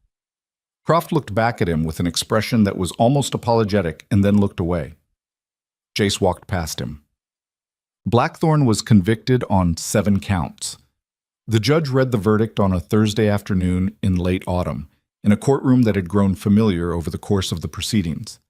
Jace was in the gallery. Reeves was at the prosecution table. Evelyn was in the witness area, having given her final testimony 2 days prior, and she sat with her hands folded in her lap and her face showing nothing while the judge read through the counts in his careful, measured voice. Fraud against the federal government. Conspiracy to defraud. Obstruction of justice. And 3 counts related to the deaths of Garfield, Walsh, and Tremaine. Not murder, which the prosecution had pursued and been unable to fully establish to the required standard, but conspiracy to commit and cover up acts resulting in death, which carried its own weight. Blackthorne stood for the reading. He looked older than he had the day he walked into the Voss property kitchen and set his hat on a chair. The controlled certainty that had structured his face through the entire proceeding had worn down to something that was neither humble nor defeated, but simply tired. The tiredness of a man who has spent a great deal of energy maintaining a position and has finally had to let it go. When the judge finished, Blackthorne turned slightly and looked across the courtroom. He wasn't looking at his attorneys or at Reeves or at the judge. He was looking at Evelyn. She met his gaze. She held it for a moment. Then she looked away first. Not because she had to. She'd earned the right to hold that gaze as long as she wanted, but because she was done. Because looking at him was no longer the thing that needed doing. It was a small thing, and Jace nearly missed it from the gallery. But he saw it, and he understood it, and he thought that was the real ending. Not the judge's words, not the bailiff moving toward Blackthorne, not the noise that broke through the courtroom when the verdict finished being read. The real ending was Evelyn Holloway deciding she'd looked long enough and turning her face toward the window. They drove back to Harlan 2 days after the verdict, in a borrowed wagon that was not comfortable and took 3 days on roads that hadn't improved for not being used in the proceedings. Claire had gone ahead a week earlier to see to the ranch. She'd been spending time there, keeping things from getting too far ahead of them. And she'd written that the house was in reasonable shape and that old Pete Sugro had been helping without being asked, which sounded exactly like Pete. The drive was long and occasionally tedious in the way long drives are, and they talked sometimes and were quiet sometimes, and the quiet was the comfortable kind that develops between people who've run out of the need to fill it. On the second afternoon, somewhere in the open country between the mountains and the flat, Evelyn said, "I've been thinking about the property. The Voss place? It needs a new name." She was looking at the road ahead. "It was Edgar's before it was mine, and I've been living there as someone else for 2 years. It should have a name that belongs to what it is now." Jace thought about this. "What do you want it to be?" She considered. "I don't know yet. Something that fits the land." She paused. "Not something grand. Just something true." He nodded. "We'll figure it out." She looked at him. "We," she said, and it wasn't exactly a question. "Unless you'd prefer to figure it out alone," he said. "In which case I'll go back to the ranch and you can send me a letter when you've decided." The corner of her mouth moved. "I'll keep you around," she said. "You're useful." "High praise." "It is, actually, from me." She looked back at the road. "I don't say things I don't mean." "I know." He watched the road. That's one of the things I... He stopped. She waited. She didn't fill the gap or redirect. She just waited. That's one of the things I value, he said. About you. She was quiet for a moment. The road ran through a stretch of open grass, and the late afternoon light lay across it in long, flat angles that made it look like something out of a painting, except paintings of country like this always got it slightly wrong, made it too golden, too resolved. The real thing was rawer and less comfortable and considerably more honest. I don't know how to do this, she said. Not self-pitying, just factual.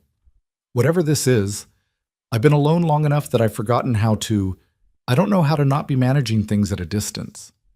You've been doing fine. I've been better since you were there to talk to in the evenings. She said it matter-of-factly, looking ahead. That surprised me. I didn't expect to need that.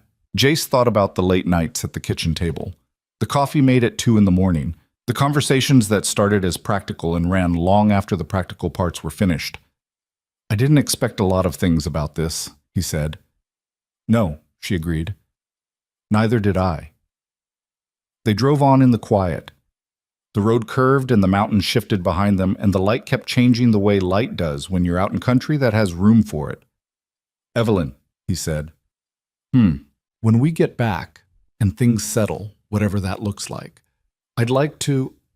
He stopped again. He wasn't good at this.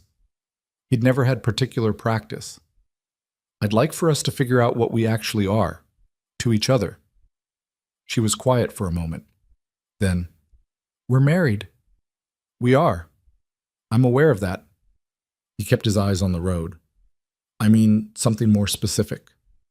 Another quiet. The wagon moved over a rough patch and they both steadied against it. I know what you mean, she said. I've been thinking about it too. She paused. Give me time. I'm not going anywhere. I know that. She looked at him.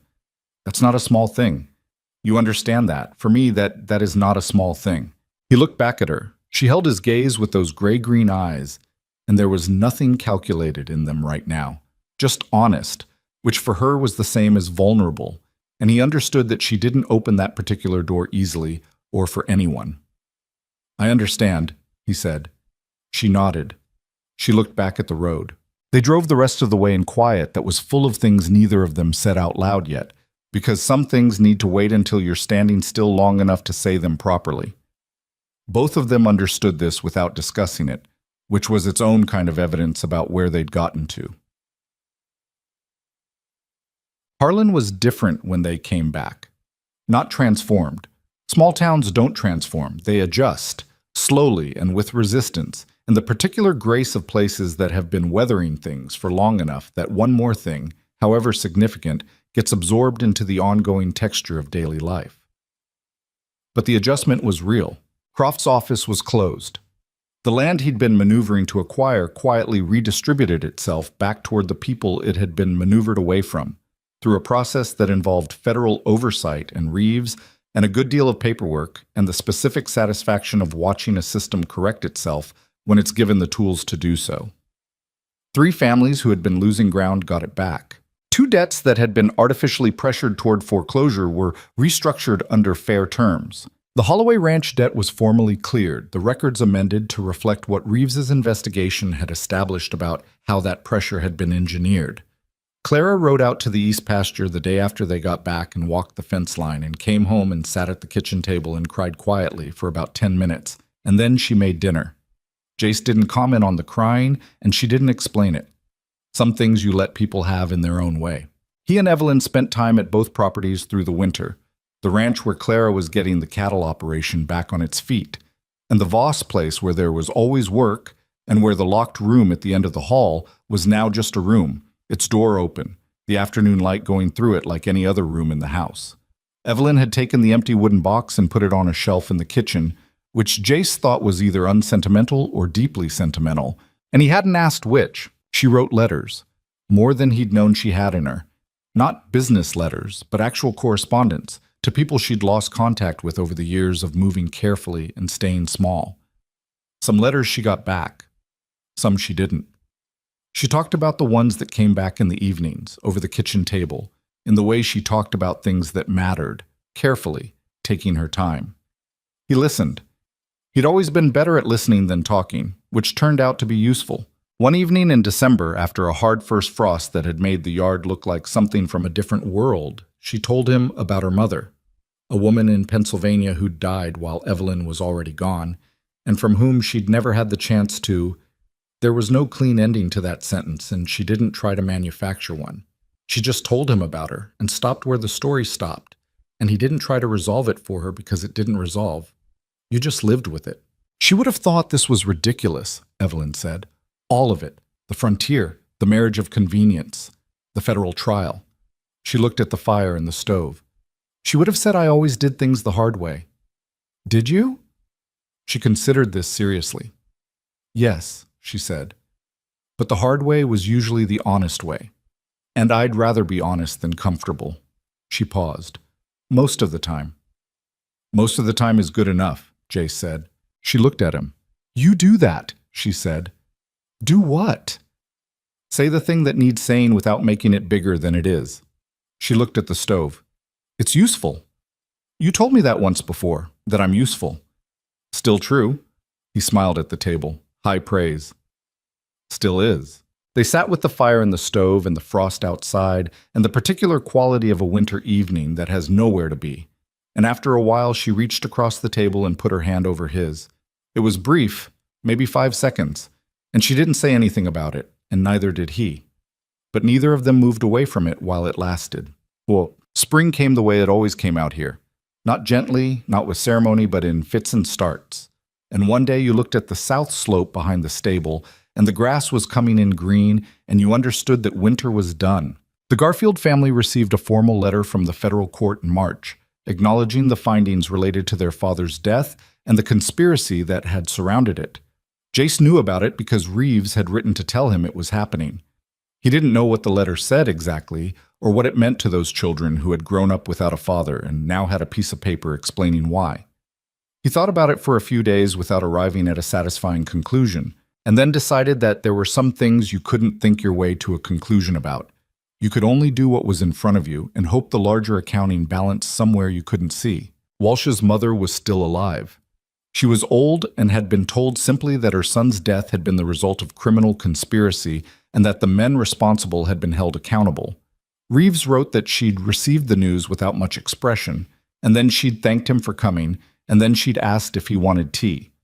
Reeves had said yes, and she'd made it, and they'd sat in her kitchen for half an hour talking about nothing in particular. He'd written to Jace, I don't know if it helped, but she made good tea and she deserved to know the truth, and I'm glad she does. Jace read the letter twice. Then he put it in the box on the kitchen shelf, next to the empty wooden case that had held 3 years of evidence, and closed the lid. He went outside to see about the south pasture. In April, on a morning that was still cold but had the smell of something turning in it, Jace was working on the water trough on the east side of the Voss property when Evelyn came out of the house and walked across the yard toward him. She was carrying 2 cups of coffee. She handed him one and looked out at the hills. I've been thinking about what you said, she told him, in the wagon, on the way back. He wrapped his hands around the cup. Which part? The part about figuring out what we are. She kept looking at the hills. To each other. He waited. I'm not... She stopped, started again. I spent a long time making myself into a person who didn't need things. Because needing things is dangerous when you're moving carefully and staying small. You need less, you lose less. She paused. I'm not entirely sure how to stop doing that. You don't have to stop all at once, he said. I know. She looked at him. But I think I'd like to try. With you. She said it plainly, the way she said most things. Not decorated, not hedged into meaninglessness. If that's still what you meant. It's still what I meant, he said. She nodded. She looked back at the hills. The morning light was coming in sideways across the grass, the particular low light of early spring that makes everything look like it's being seen for the first time. The property name, she said. I've been thinking about it. And? Holloway Place, she said. Simple. True. He looked at her. She was still looking at the hills, coffee cup in hand, with an expression that was as close to unguarded as he'd seen it. Not young. She wasn't young, and the years she'd lived had left their marks in the set of her jaw and the lines at the corners of her eyes, and the way she held herself, all of it earned, none of it regrettable. He thought about a church in Harlan and a suit that didn't fit and a room full of people who'd come to watch him fail. He thought about a locked door and a box of papers and a woman standing in a doorway with a rifle telling men to get off her porch without moving a single muscle in her face. He thought about the scratch in the kitchen table and coffee at 2 a.m. and the particular quality of a silence between two people who've stopped needing to fill it. He thought about his father and what Dale would have said about the year his son had just lived through. He thought Dale would have said, "You dealt with what was in front of you." And then, good. That was enough. It had always been enough. "Holloway place," he said. "I like that." She looked at him. The corner of her mouth moved, and this time it didn't stop. It went all the way to something that was an actual smile, real and unpolished and brief. The smile of a woman who has been careful for so long that the muscles for it are slightly unpracticed. He thought it was the best thing he'd seen in a long time. They stood there as the morning, two people with coffee and a lot of history, and a piece of land with a new name, looking at the hills while the spring light worked its way across the grass, and neither of them said anything else for a while. There wasn't anything that needed saying. The territory spread out around them in every direction, open and indifferent and enormous. The same country that had watched 100 stories of people trying to hold on to something against the weight of forces larger than themselves. Some of those stories ended badly. The land didn't particularly distinguish. It just kept going, season after season, under whatever sky the season produced. This story had ended differently. Not cleanly. There was no clean ending for things that cost as much as this one had cost, for the Garfield children, and Walsh's mother, and Thomas Ridley's wife in Denver, and all the ordinary people who'd been players in someone else's game without ever knowing the game was being played. Those costs didn't get erased by verdicts and warrants and the satisfaction of watching a powerful man led away in circumstances that matched what he deserved. But the story had ended honestly, which was rarer than it should have been, and worth more than most people stopped to calculate. Jace Holloway had walked into a church to bury his future and had instead, by some combination of circumstance and stubbornness, and a woman who carried impossible things in a wooden box and refused to let them go, walked into the rest of his life. He hadn't seen it coming. He was glad of it anyway. The hills were green in the morning, and the coffee was warm, and the name of the place they were standing on was true. For now, that was everything.